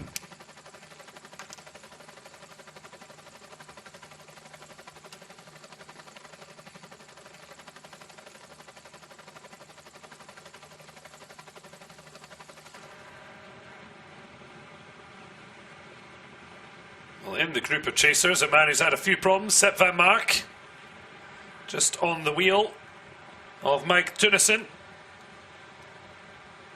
And Stiba, the three at the back, along with, you can see there, 152, Ruben Guerrero of Katusha. But it's Wellens de Plus and Hershey up top. But not far behind the Spaniard Garcia Cortina, looking to bridge that gap, and further 20 seconds behind are the chasing group. So Tim Wellens, the elder statesman of the lead trio at 28.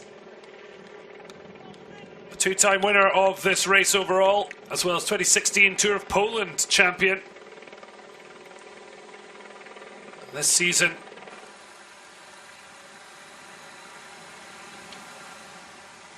there's two individual victories, joined by under 23 world champion Marc Hirschi, the 23-year-old Wellens de Plus, the Belgian rider for Jumbo Visma.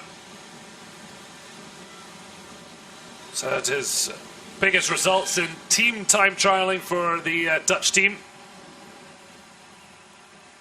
That win at stage 2 of the Tour de France, as well as stage 1 back in February at the UAE Tour. Individually, though, was 4th in the Tour de France white jersey competition. Unsurprisingly won by Egan Bernal, the overall champion, David Gaudu and Enric Mas, the soon-to-be former Deceuninck Quick-Step Spaniard, who's moving to Movistar to be one of their Grand Tour riders. So Plus 4th in that list. Certainly has a huge future and looking to make a splash here on what has been at times a very wet stage. The road still gleaming, but it has dried up a little bit. And now Cortina aiming to make it a leading quartet. The 23-year-old Spaniard, in his 3rd season with Bahrain Merida, having originally been a trainee at Etic Quick-Step. And his biggest result of his career came on stage 5 of the Tour of California, winning that at Pismo Beach's ride to Ventura, ahead of Maximilio Richez and Sergio Higuita, making that podium, and now looks to have caught the wheel of Hirschi. So Garcia Cortina, Wellens de Plus and Hirschi are leading quartet, and they have a 36-second gap on the chasing group. Can they manage to reel them in, or will these four produce a strong climb up the Bois de Moine?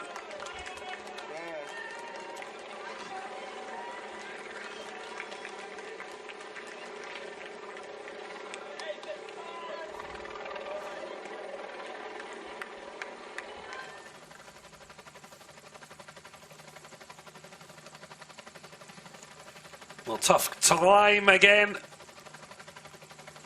Once they've hit the top of this, it'll be the BinkBanck Golden Kilometre,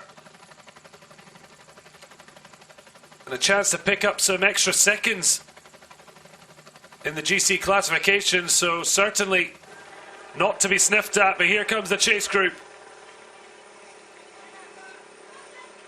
Mitchelton Scott leading out, which I suspect. You got Greg Avermaet with Stibar of Deceuninck Quick-Step towards the front. They'll be looking to bridge the 36-second gap.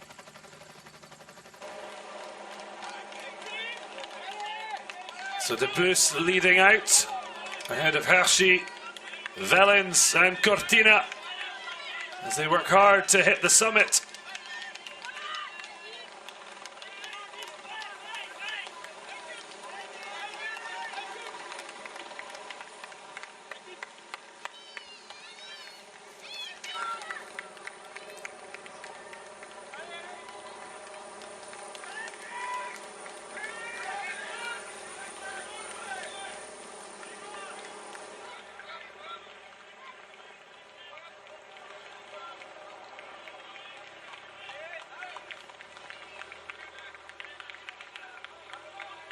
The average speed has clearly been around 40 kilometers, with the leading riders expected at that average to hit the golden kilometer just before 4 o'clock. But it's a horror show for Katusha's Ruben Guerrero. Mechanical issue, hitting hard there. As we see the chasing group. Quick word in Team Sunweb Radio as Soren Kragh Andersen leads out, but Greg van Avermaet looking to pick up the pace. Stiba on his wheel. They're the two main men who you'd expect to threaten Tim Wellens. Although plenty of young talent who could yet make a big splash here. And here goes Stiba. The Czech riders had enough of hanging about. Looking to push this chase group on. It's a big one. Avermaet just behind Nelson. See Simon Clark. I don't know if that is Simon Clark of EF Education. We saw he dropped back quite far before.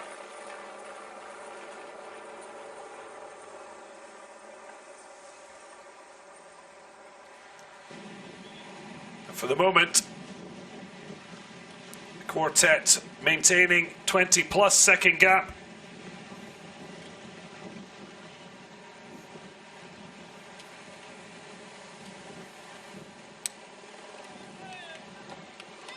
But still 20.7 kilometers to go. There's plenty of twists and turns left in this punchy stage 4.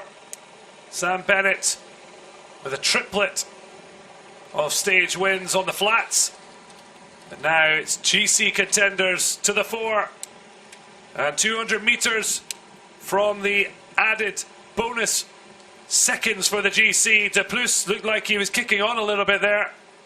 Led in by Hershey in the last 100 meters. Who is going to necessarily try to push for the bonus seconds, or will the four of them focus more on victory at the end? Well, Wellens just looks like he's kicking up a little bit. No real reaction. And Wellens takes it just ahead of Marek Hershey. De Plus third, and it looks like Cortina is struggling as it is, weaving to the left-hand side of the road. And it may be the end of the race at the front for the Spaniard. So Wellens with some useful bonus seconds to come. Another 200 meters.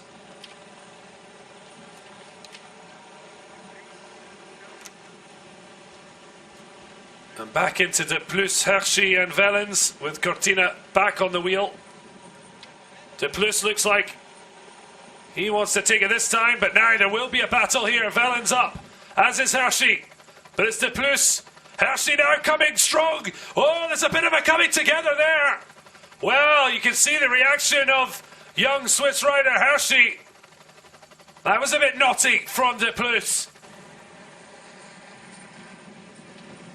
Well, you can see Hershey was not happy as Wellens now pushes out of the right-hand side. It's all getting a little heated in the leading quartet.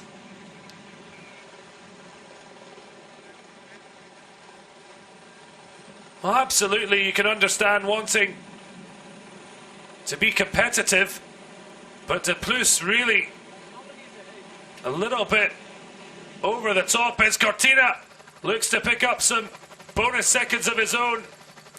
He does so with Hershey and Wellens in tow. I don't know if Wellens just having a little word with De Plus there as well. Well, very heated. I wonder if something else will be said come the end of the race. We've seen, you know, that riders can get into disagreements as far as even scuffles or fights.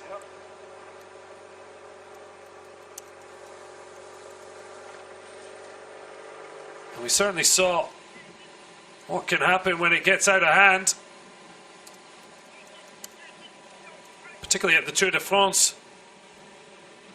where Luc Rowe and Tony Martin were kicked out of the Grand Boucle. Let's have another look here. Hershey going on the right hand side, plenty of space certainly, but De Plus just pushing across. And I'm sure it was choice words, but look at this. Certainly there wasn't a huge gap, but De Plus just leaning over. Peace seems to have, for now, broken out. But Luc Rowe and Tony Martin, it was much worse than a little coming together that occasion, but certainly an example of when it can get out of hand. Kicked out after their on-road spat on stage 17. Initial TV clip showed only Martin slicing into Rowe, but a longer clip then surfaced that showed Rowe pulling on Martin and even throwing a punch. The two of them jointly did an interview where they apologised, and they did cross the line together, having clearly put the incident to bed, but something the Tour de France couldn't ignore. Although interestingly, when you saw Superman Lopez end up in a scuffle with a spectator who'd helped him come off his bike on final climb towards the latter stages of the Giro, and he went on to win the white jersey, despite the rules being pretty clear from the UCI that should have been an expulsion. The Giro were in talks with the UCI to explain the decision.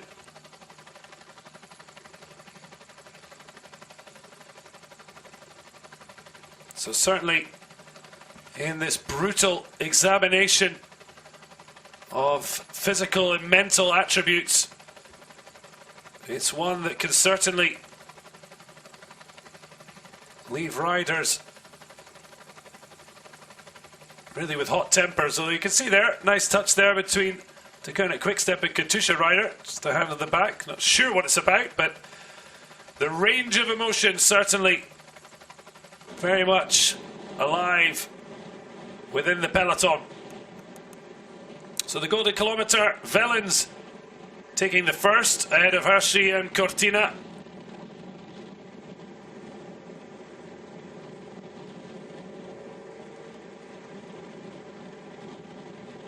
De Plus went for the second golden kilometre. Hershey went on his inside. I think the Swiss youngster took ahead of De Plus. Wellens third on that occasion. And the final golden KM sprint, Garcia coming out on top ahead of Wellens and Hershey.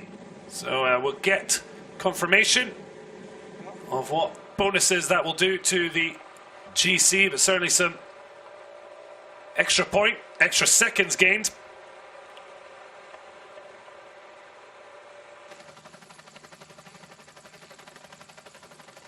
So Wellens and Hershey taking 6 seconds in total. De Plus and Garcia Cortina both with 3 seconds. See how useful they are come the end of the day. Thankfully, the slightly unsavoury coming together of De Plus and Hershey. Nothing too great to write home about. But here they come into the Côte d'Azur.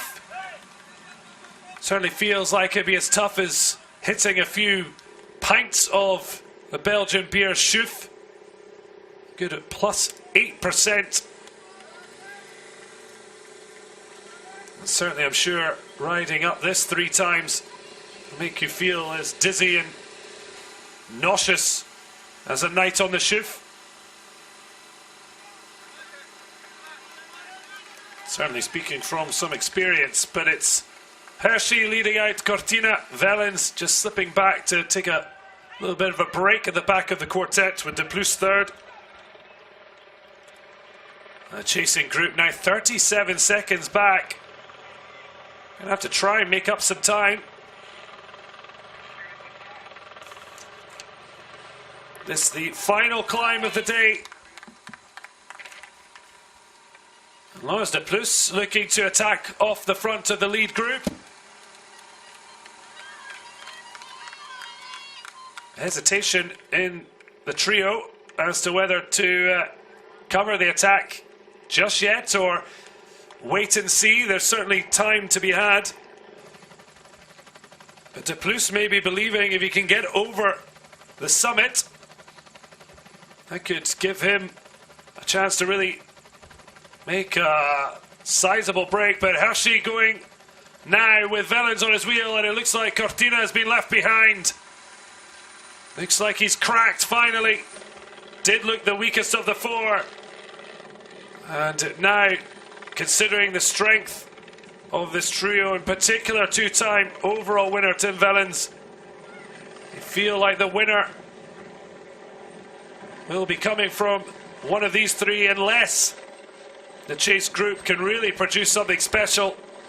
They're going to have to work so hard to just bridge the gap and then have enough to beat the 3 who've had a steady pace up top. But Stiba of Dakota Quickstep certainly won't have given up hope.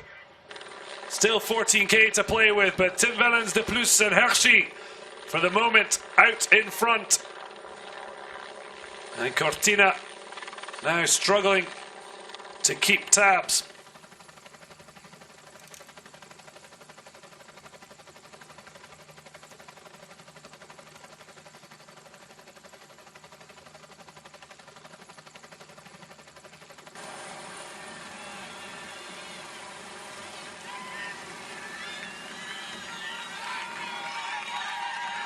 Well, huge cheers for the leading trio.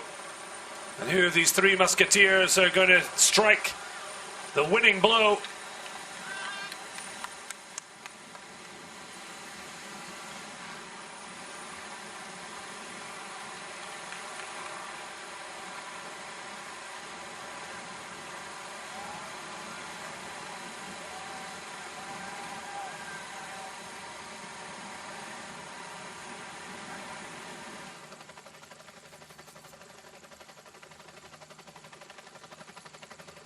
Well, up the ladder for a better view. Either that or working on some imaginary DIY would be an odd way to spend a damp afternoon in the Ardennes. But it's the men on 2 wheels that are the focus. Cortina just hanging in peripheral, but being left behind by the pace of these 3. Tim Wellens, 28-year-old, 2-time winner of the Tour, with 23-year-old young gun Laurent De Plus of Belgium, and Swiss rising star, just 20 years of age in his first World Tour season, Mark Hershey.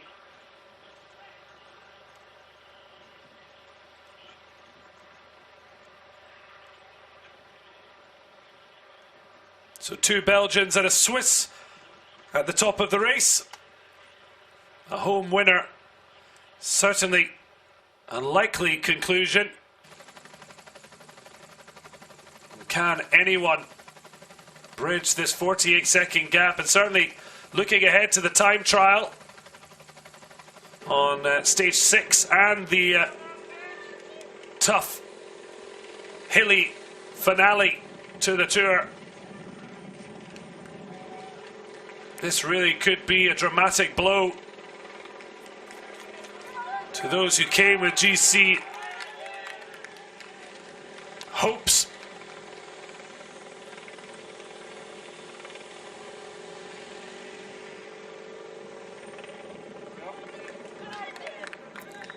certainly the other GC contenders would be hoping to at least try and limit the damage, even if they're not going to hit back for a stage win.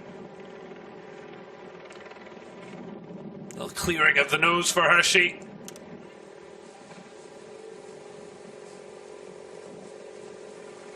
In a really strong position for a strong finish. And what would be a huge podium finish, particularly after his fine showing, 20-year-old at the Classica Ciclista San Sebastian. That was won by Remco Evenepoel. Greg van Avermaet was second, with Hershey third. So far, the young Swiss rider well ahead of Greg van Avermaet, the reigning Olympic champion, back in the chase group, 54 seconds back, with 11.4 kilometers to go. And the major climbs out the way.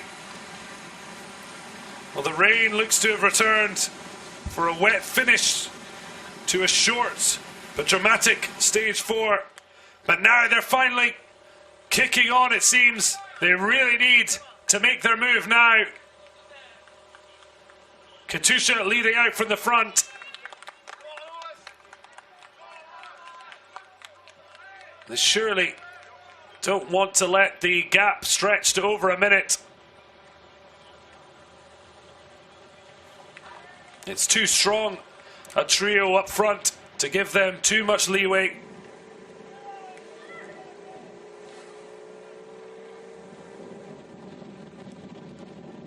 It's interesting looking online. There is talk about whether the judges of the BinkBanck Tour might look to penalise Belgian rider De Plus.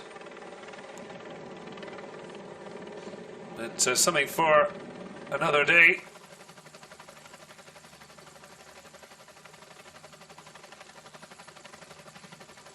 So Wellens leading out Hershey and De Plus. Cortina left behind.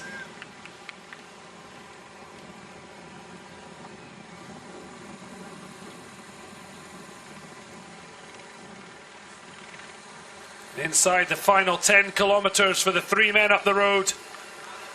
We really have a hefty gap over the chasing group.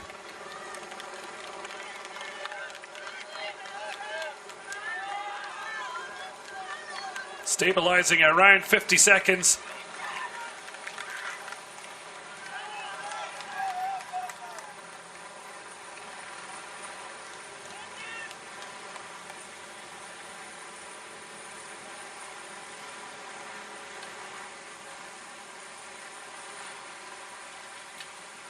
Certainly looking back at the footage of that Bink Golden Kilometre sprint. Cersei Hershey making the move round the right with not too much space. Does look as if De Plus reacts a little frustratedly. I'm not sure if there's huge amount to be going back over. Guess it depends whether the judges decide that it was dangerous from the Belgian De Plus. Certainly Hershey asked for an answer at the time, but overall nothing too bad, thankfully.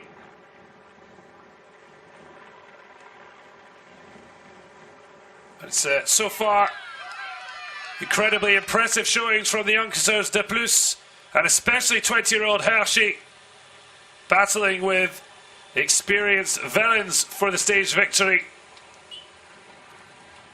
Cortina soon to be swallowed up by the chasing group, who really need to kick into gear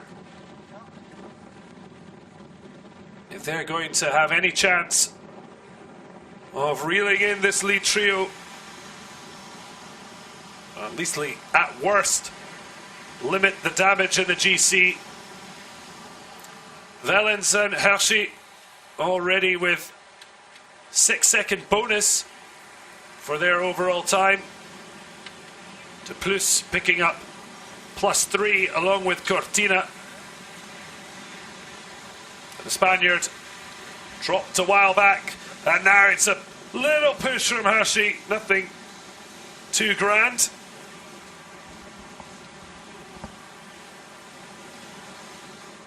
Just looking to attack and put a bit of pace in, not going heather and tongs. Wellens and De Plus also ducking down. Hershey just looking to stretch this out a little. But Wellens and De Plus, you see the pair of Belgians unworried by the move.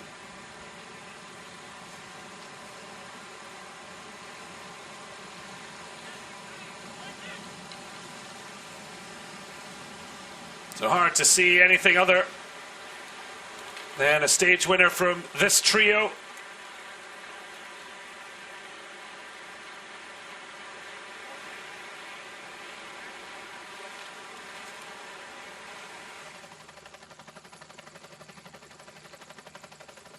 Interesting to see how they're feeling coming into the finale. 6.8 kilometers to go. Wellens had that earlier solo break on lap 2, just 6 kilometers. But you wonder if that might have taken something out of the 28-year-old.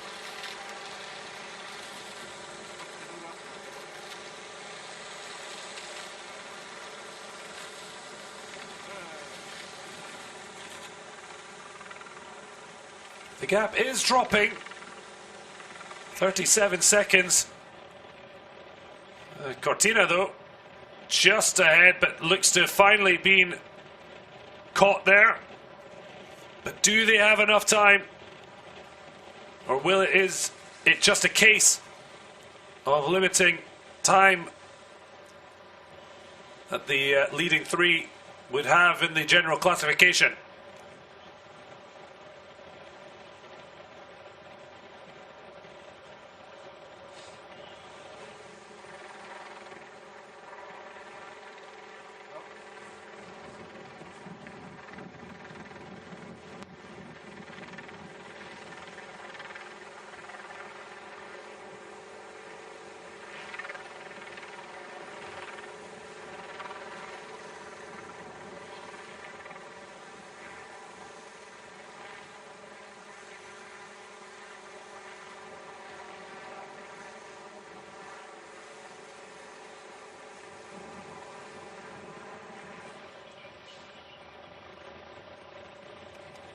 So Cortina caught.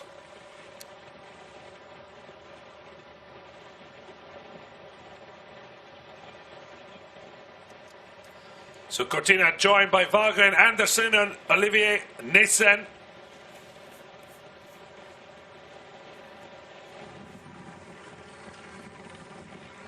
But it's Wellens, De Plus and Hershey who for now look odds on to battle for the stage victory.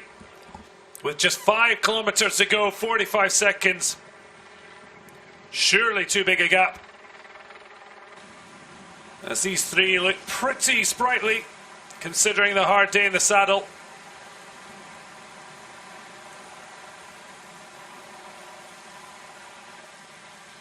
It's certainly a big blow for Dakota Quickstep. Philippe Gilbert, we saw briefly at one stage, looked to be struggling badly. Zdeněk Štibar was very much in the picture, but hasn't really shown up. And Bob Jungels as well. It's a squad that was brought to really go after the BinkBanck Tour. They haven't shown up well. It's Lotto Soudal's Wellens, Jumbo Visma's De Plus, and Sunweb's young gun, Mark Hirschi, that lead the way. Olivia Nason, joined by Michael Vagren of Team Dimension Data, as they look to reel in, or at least bridge, a bit more of this 41-second gap.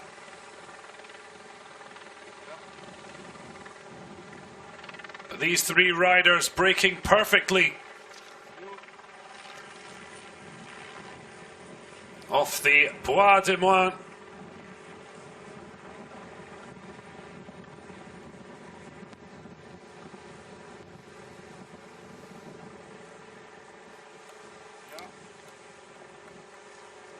Just 3.5k from the end. Cortina, Anderson and Nason, they're going to have to work incredibly hard to really make any inroads into this gap.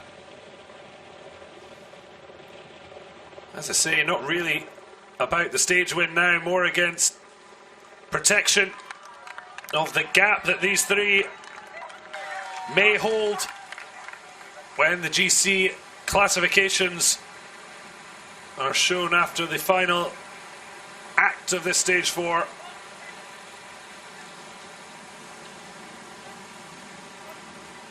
So Wellens, Hirschi and De Plus fighting out for stage 4 victory.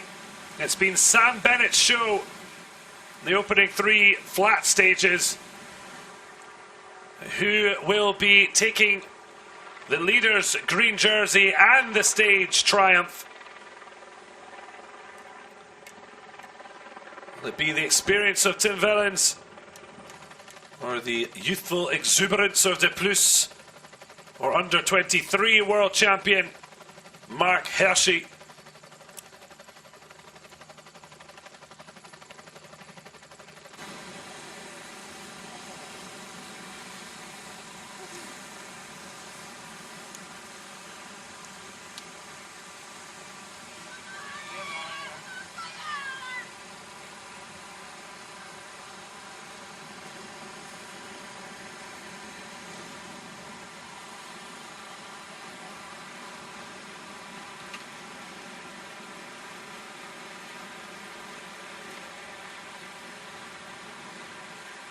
Tim Wellens eventually finished 3rd in the mountain classification at the Tour de France. That jersey taken by Romain Bardet, with overall champion Argan Bernal 2nd. But overall a strong showing from the Belgian in La Grande Boucle. His last stage victory came at the Baloise Belgium Tour at the start of June. That was in their stage 3 individual time trial around Grimbergen.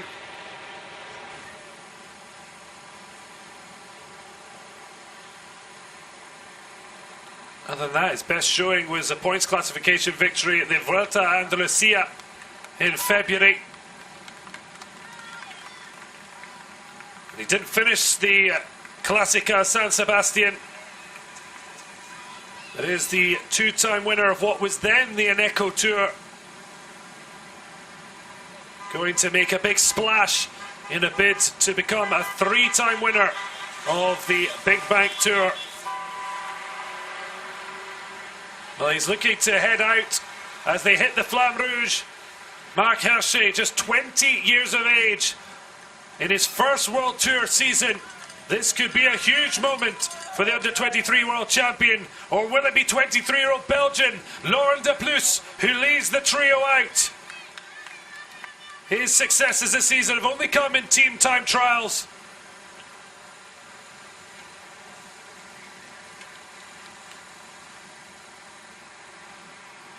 A world champion in the 2018 team time trial, but is it this time for him to make a splash as an individual? Who has the legs into the final sprint? Wellens, Hirschi, or De Plus? It's cat and mouse now between the three, and De Plus looks to hit the front. Hirschi Though covering that, Wellens just looking to let the youngsters battle it out. Give himself a vantage point, but now he's kicking the Belgian. Here we go into the finale. Hershey, though, pushing on. Wellens, though, looks to be coming through, but can Hershey hold him off? The youngster could be going for his first World Tour win. Wellens on his wheel. Does he have enough to overcome? Deplus will finish third. It's right to the line. Dramatic end to an intriguing stage 4. They may need a photo finish. There was no hands in the air, but I think Wellens maybe just caught young Hershey on the line. The Swiss seemed to have the advantage, but there was just enough space as Cortina heads in front of Olivia Nason. And past them, Michael Wagren, as now the battle to try and keep a foothold in the GC. Well, Greg Van Avermaet and Stibar unable to make it, but it looks like it may have gone to Hershey. There's some congratulations. I mean, either way, it's a fabulous performance, but it's Lotto Soudal's Tim Wellens who looks as if he caught the young Swiss on the line.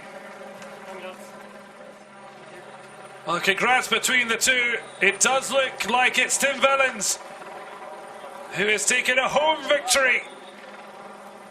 All smiles and a hug from teammate Maxime Monfort, who we saw do such great work for Wellens earlier on in the race. Deplus had led out, but just didn't have the legs to fight with Wellens and Hershey. Hershey leading into the final 50 meters, but there is confirmation. Brilliance from Wellens as he shows his experience to outwit the young Swiss. Well, now in dribs and drabs they'll be coming through. You can see there the grouping with Greg Van Avermaet and Stibar, plus 33 seconds behind Wellens, and particularly he picked up those extra bonus 6 seconds along with Hershey. So Deplus led out. Wellens coming through, but he didn't put on the burners yet. Hershey making his long shot for glory in what would have been a first World Tour victory in his first season on top of the German team. But look at Wellens. He just bided his time on the wheel. He let Hershey tire himself out and just timed it to perfection. And you can see, just as we had yesterday, Bennett able to push his bike out earlier than Dylan Groenewegen to snatch stage 3 victory.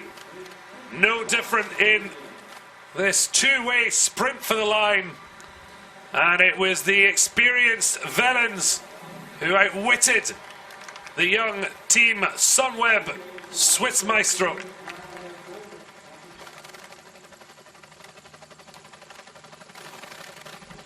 Well, a dramatic end to a very wet stage 4. Did have a break earlier on, but now we hear from stage winner, Team Wellens. Speciale zege, vermoed ik, voor jullie? Ja, sowieso. We hebben lang getwijfeld met de ploeg om hier te starten, al dan niet. En ja, de familie een beetje gesteund heeft dat we hier starten. Dus we hebben de hele tijd met Bjorg in het hoofd gereden. En deze overwinning is dan uiteraard voor Bjorg. Ik denk dat dat deugd doet voor de ploeg. En ja, gewoon de overwinning voor Bjorg die we de hele tijd met ons meedragen. Het was meteen koers van start tot finish, zeg maar. Onderweg hebben we jou ook al in actie gezien. Vertel eens het verhaal van deze rit. Ja, inderdaad. Ik denk dat wij een zware wedstrijd nodig hadden. Dus het was goed dat Stan de aanval zat. Daarna heeft hij mij nog super goed geholpen in de ontsnapping voor tempo te maken. Toen dacht ik alleen te gaan, maar dat was nog een beetje te vroeg. En toen heeft Laurens Deplus super hard geattaqueerd en heeft de wedstrijd hard gemaakt. Toen waren we met 3 vooruit. We voelden een beetje dat Hirschi heel goed was, maar niet voluit wou meerijden. Dus Laurens en ik hadden afgesproken van samen te werken, een beetje tegen Hirschi, omdat we Laurens en ik elkaar goed kennen. En uiteindelijk werd het toch een sprint en heb ik heel nipt gewonnen. Jij bent al het hele jaar heel constant en goed bezig. We zagen dat onder andere al in de Tour. Waar moet het eindigen? Natuurlijk zou ik hier graag voor het algemeen klassement gaan. Dat is hier het doel van de ploeg. Ik denk dat we wel heel blij zijn met de ritoverwinning van vandaag. En nu komen er nog 2 lastige dagen met de tijdrit en zondag. Dus het weekend zal heel belangrijk zijn voor het algemeen klassement. One question in English as well. You were one of the main favorites today due to the weather conditions, due to the track, and you managed to pull it off. Yes, indeed. I think I was a favorite for today, but it's not easy with a lot of pressure. It was a strange race today because nobody really believed in the victory. There was no real team to take the race in control. So we were often with a little group in front, and then in the end we arrived with 3. Okay, thank you. Thank you. So certainly Tim Wellens, one of the main favourites coming into this to kind of quick step with such a strong squad. Stibar in particular would have been expected to battle with the Belgian, but as he mentioned, no one really taking the stage by the scruff of the neck. In the end, it was that what was a 4-man break in the final lap, which turned into a 3-way battle for the podium when Cortina was dropped. And in the end, De Plus giving way to a 2-way battle. Hirschi thought he might have his first World Tour win, but Tim Wellens perfectly waited his moment on the young Swiss whale and took victory. And the green jersey will be his. So 5 seconds back for De Plus. Cortina in that next grouping, 23 behind, and 33 seconds further back for the other real GC contenders, putting Tim Wellens in a very strong position for a 3rd overall victory of this tour now, the BinkBanck Tour. So as we see, the added seconds won in that golden kilometre, meaning it's a 4-second gap over Hirschi for Wellens, but gaining some extra valuable seconds over his GC rivals. Well, here was the Flamme Rouge of Stage 4 of the BinkBanck Tour. The finale to Stage 4. Cat and mouse, as I said. De Plus looked to go out first. Hirschi and then Wellens on the wheel.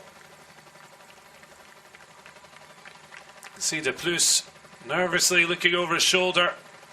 In the end, just didn't have enough left in the tank to fight for a stage win, settling for 3rd on the podium. But young 20-year-old Swiss rider Marc Hirschi looking supremely confident into the finale and the final 500 metres. And once they took that final right turn, neck and neck with De Plus, who made his bid, but then Wellens started to kick, and that's when Hirschi went from it. Wellens, though, matched him, and then had the composure to just stay on his wheel. No panic from the favourite for the Tour and for the stage win, and he just did enough to snatch victory from Hirschi. Well, you can see the tongue out from Wellens, looking comfortable. Hirschi giving absolutely everything to hit the line. But it's Wellens who celebrates not just the Stage 4 win by the tiniest of margins, but also inheriting the leader's green jersey from Sam Bennett. Well, certainly plenty to love about this short but punchy stage.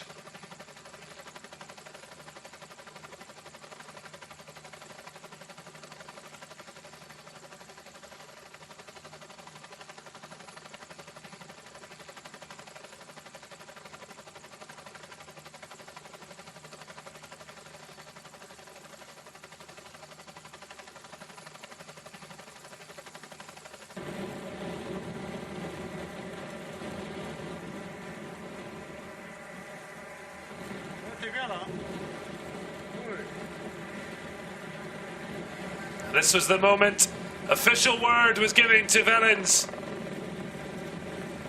All smiles, did say in his interview. A tough sprint, but he timed it to perfection on a day he knew the pressure was on a home race that he was expected to be a protagonist, and he's proved that.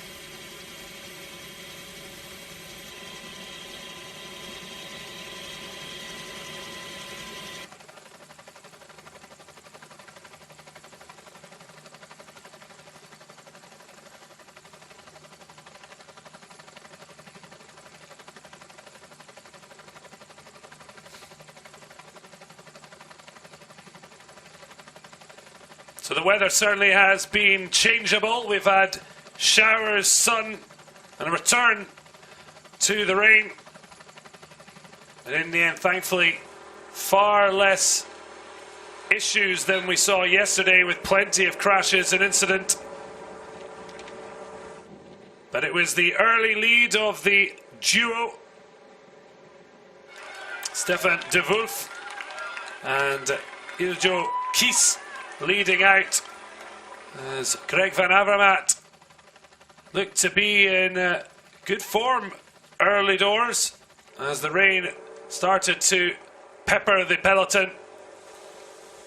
But from this position, the GC contenders were there as they joined de Wulf, Stibar, Lance de Plus and others, but it was this break initially from Tim Wellens, just for 6 kilometers in the end, but maybe getting a clue or an idea how his rivals were feeling. And they certainly had a tough time 3 times up the more brutal climb of the day at San Roche. But in the end, this was the break at the top of that climb that defined the finality of the race. De Plus, Hershey and Tim Wellens going alone. Impressive from Ivan Garcia Cortina to bridge the gap to the trio. There was a little bit of controversy during the golden kilometre. Here it is, De Plus just leaning into Hershey after he'd come on the blind side. In the end, as of now, nothing much to write back about. It's 6 bonus seconds collected by Wellens and Hershey, 3 apiece for De Plus and Cortina. But the Spaniard was dropped as the Bahrain Merida rider started to feel the pace. And it was a podium shootout between these 3. And it was De Plus of Jumbo-Visma that led out. His main wins have come in team time trials, but he gave up the ghost as Hershey went long for the win. But he had the wily Wellens on his wheel, and he waited until the perfect moment to make his move and won the stage by the smallest of margins. Power from the 20-year-old Swiss rider and under 23 reigning world champion, but not enough nous to outfox the stage winner Tim Wellens of Lotto Soudal. What could be an emotional potential victory in the first tour since the sad death of Björg Lambrecht, and so far his team doing him proud on the week that his funeral was held. So Tim Wellens, 4-second lead over Hershey. De Plus, another 10 seconds back. Cortina at 36 from Wellens. Tunison with a little gap over Nason of a second. And there's Valgren, Anderson, Van Avermaet, Clark and Craig Anderson, part of a grouping that are 49 seconds back from Wellens, who now is in a very strong position, particularly if he can protect his lead on stage 6's individual time trial. Before that, he'll be returned to the flats and the sprinters. Sam Bennett will be looking to make it 4 from 4 on the flats. But after the first intermediate stage, a more classic finish in the Ardennes is Tim Wellens, who is in pole position at the halfway stage of the 2019 BinkBanck Tour. Well, these are the riders who likely struggle the most, not the climbers, but just getting to the end. Tough day in the saddle, certainly. Doing well to make it all the way on a short but brutal climb around the Ardennes.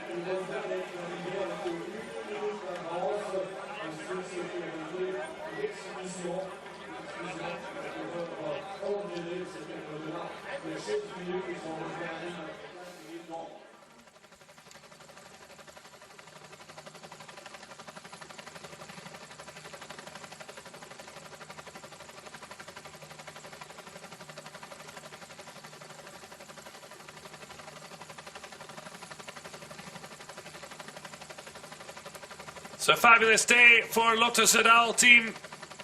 Their main man doing the business.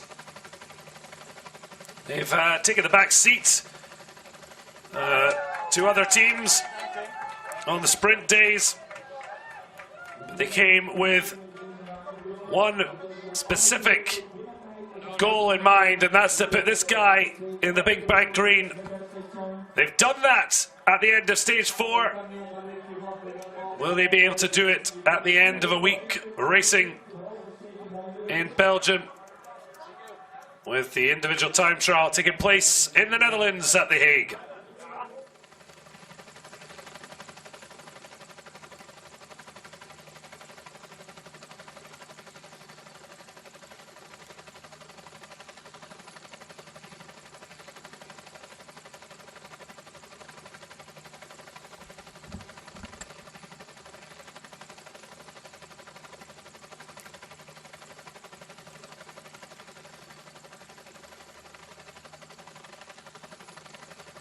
So a good day for Lotto Soudal. That's a 19th victory of the season.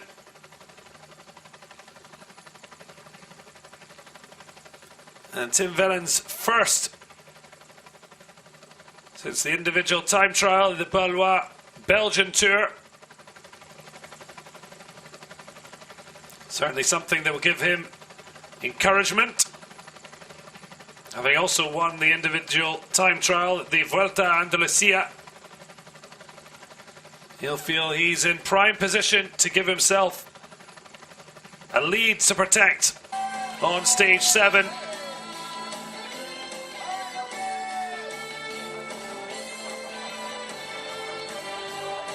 So the presentation party is ready, as are the home crowd, to salute a home winner. They've only so far had Baptiste Brancart on a podium for the Super 8 Classic white jersey, but the crowd's now rushing in to celebrate Tim Wellens' stage 4 success, and with it, the green jersey. Il avait gagné en 2017. Il est invaincu ici à Wellens. Vainqueur du jour, Tim Wellens. So Tim Wellens, his 5th win of the season, and first since the Ballois Belgian Tour in June. He was denied the mountain polka dot jersey of the Tour de France despite wearing it for 15 days. But now is top of the podium here in Wellens.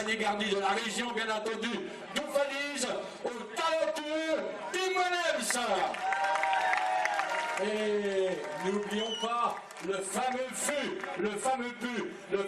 du Super 8 flandrien. Et c'est monsieur Patrick Parot, le manager régional de la brasserie de Acht, qui remet évidemment Tim Wellens, ce fût au sympathique two-time winner of this tour when it was the Ineco Tour. vainqueur de l'étape. Et nous allons demander à l'un des ambassadeurs de l'épreuve Now celebrating, de bien vouloir remettre également ce bouquet à taking the lead in the tour once again. plus fort encore, vainqueur ici donc, Winner of stage 4, and he'll be back for his green jersey soon. il remporte une victoire sur A le two-stage winner at the Giro d'Italia.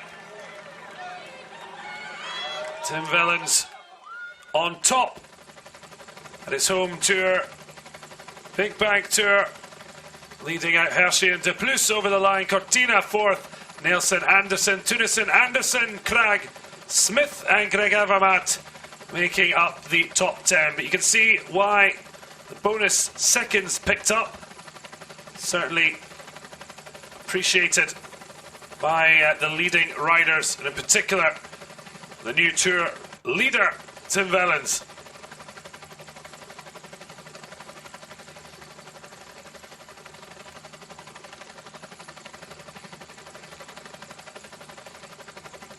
maintenant en tant que nouveau leader du tour, Tim Wellens. So Wellens, his first stage win of the BinkBanck Tour since 2017, when he won stage 6 with the finish in Wellens. As we mentioned, he'd won the last two stages that finished in Wellens in 2015 as well. And that is 3 from 3 since 2015. Always performs well in the rain, and certainly showed that again in a generally wet stage 4. Certainly not an easy time for any in the Lotto Soudal team after the death of teammate Björg Lambrecht. But Tim Wellens in green, and the week of his young friend's funeral. What a great tribute it would be for Lotto Soudal to win the title in his honour. But still a long way to go, but Wellens in a strong position when you notice his main rivals, and particularly when you look at Greg Van Avermaet, 49 seconds down, and Wellens an apt time trialist.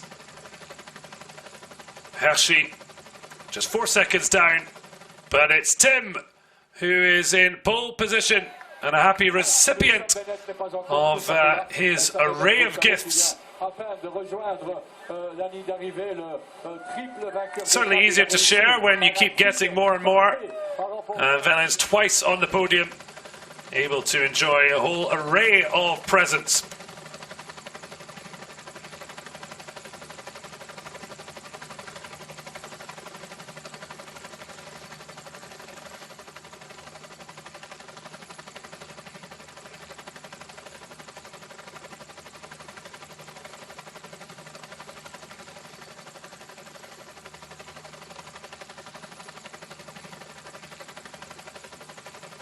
So will anyone be able to reel Tim Wellens back in now? He's taken a big step into the lead. Certainly the big boys of Takuna Quick-Step really didn't show up well. And Greg Van Avermaet with an awful lot to do if he's to somehow reel back in his compatriot Wellens. So Lotto Soudal in a very powerful position, and be protecting and making sure Wellens is safely delivered to the finishing line of stage 5 before the vital individual time trial. Nouveau leader du classement des sprints, du classement Lotto, maillot rouge, Sam Bennett. Well, it's a return to the podium for Sam Bennett, this time to get hold of his red jersey, which he will wear on stage 5. He's been kept out of red by the leader's green jersey, so he was never going to be in contention on a stage like this, but happily will wear red, and it's going to be very tough for anyone to take that from the Irish sprinting gem. The Irish road champion will be favourite tomorrow to add to his 3 wins already at this tour.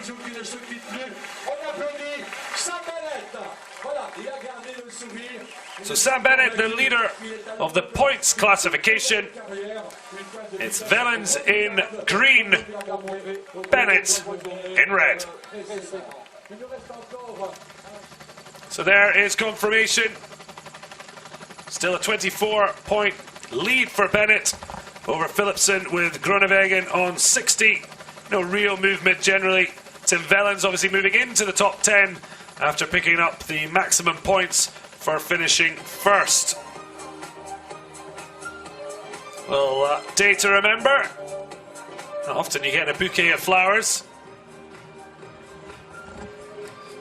And certainly the Belgian fans enjoying what is a Belgian heavy podium display. Tim Wellens up twice for the stage win and the overall lead.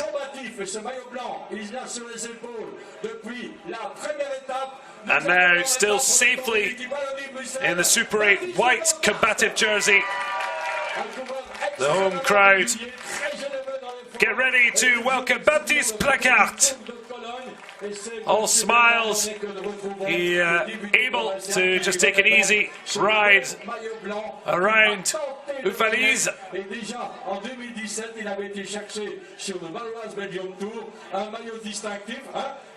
And remains with a comfortable lead in the Super 8 white jersey battle.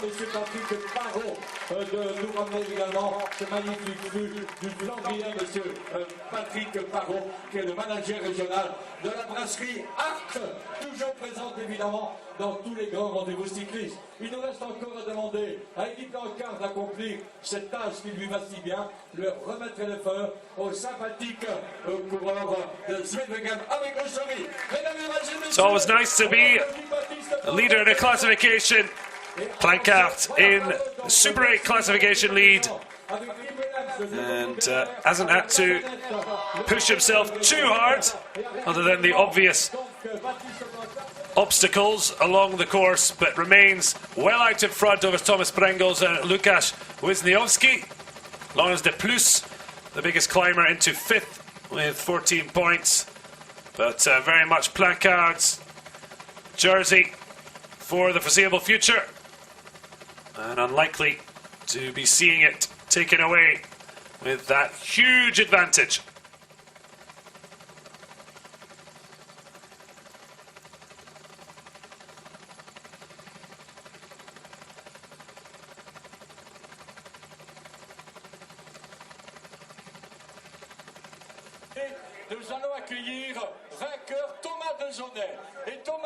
Now the young fans certainly treated to an exciting stage, and it was the young guns who threatened to find a way to victory.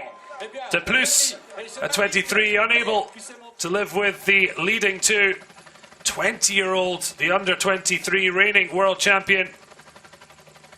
Mark Hirschi of Switzerland looked to be on the cusp of a first World Tour win. His first season at this level. But in the end, it's 28-year-old home rider Tim Wellens, who won for the 3rd time this race, has finished in Wellens. And he now wears green ahead of stage 5. Thanks for joining us.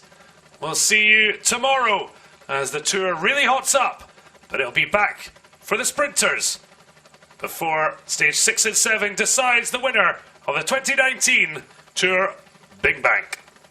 Goodbye.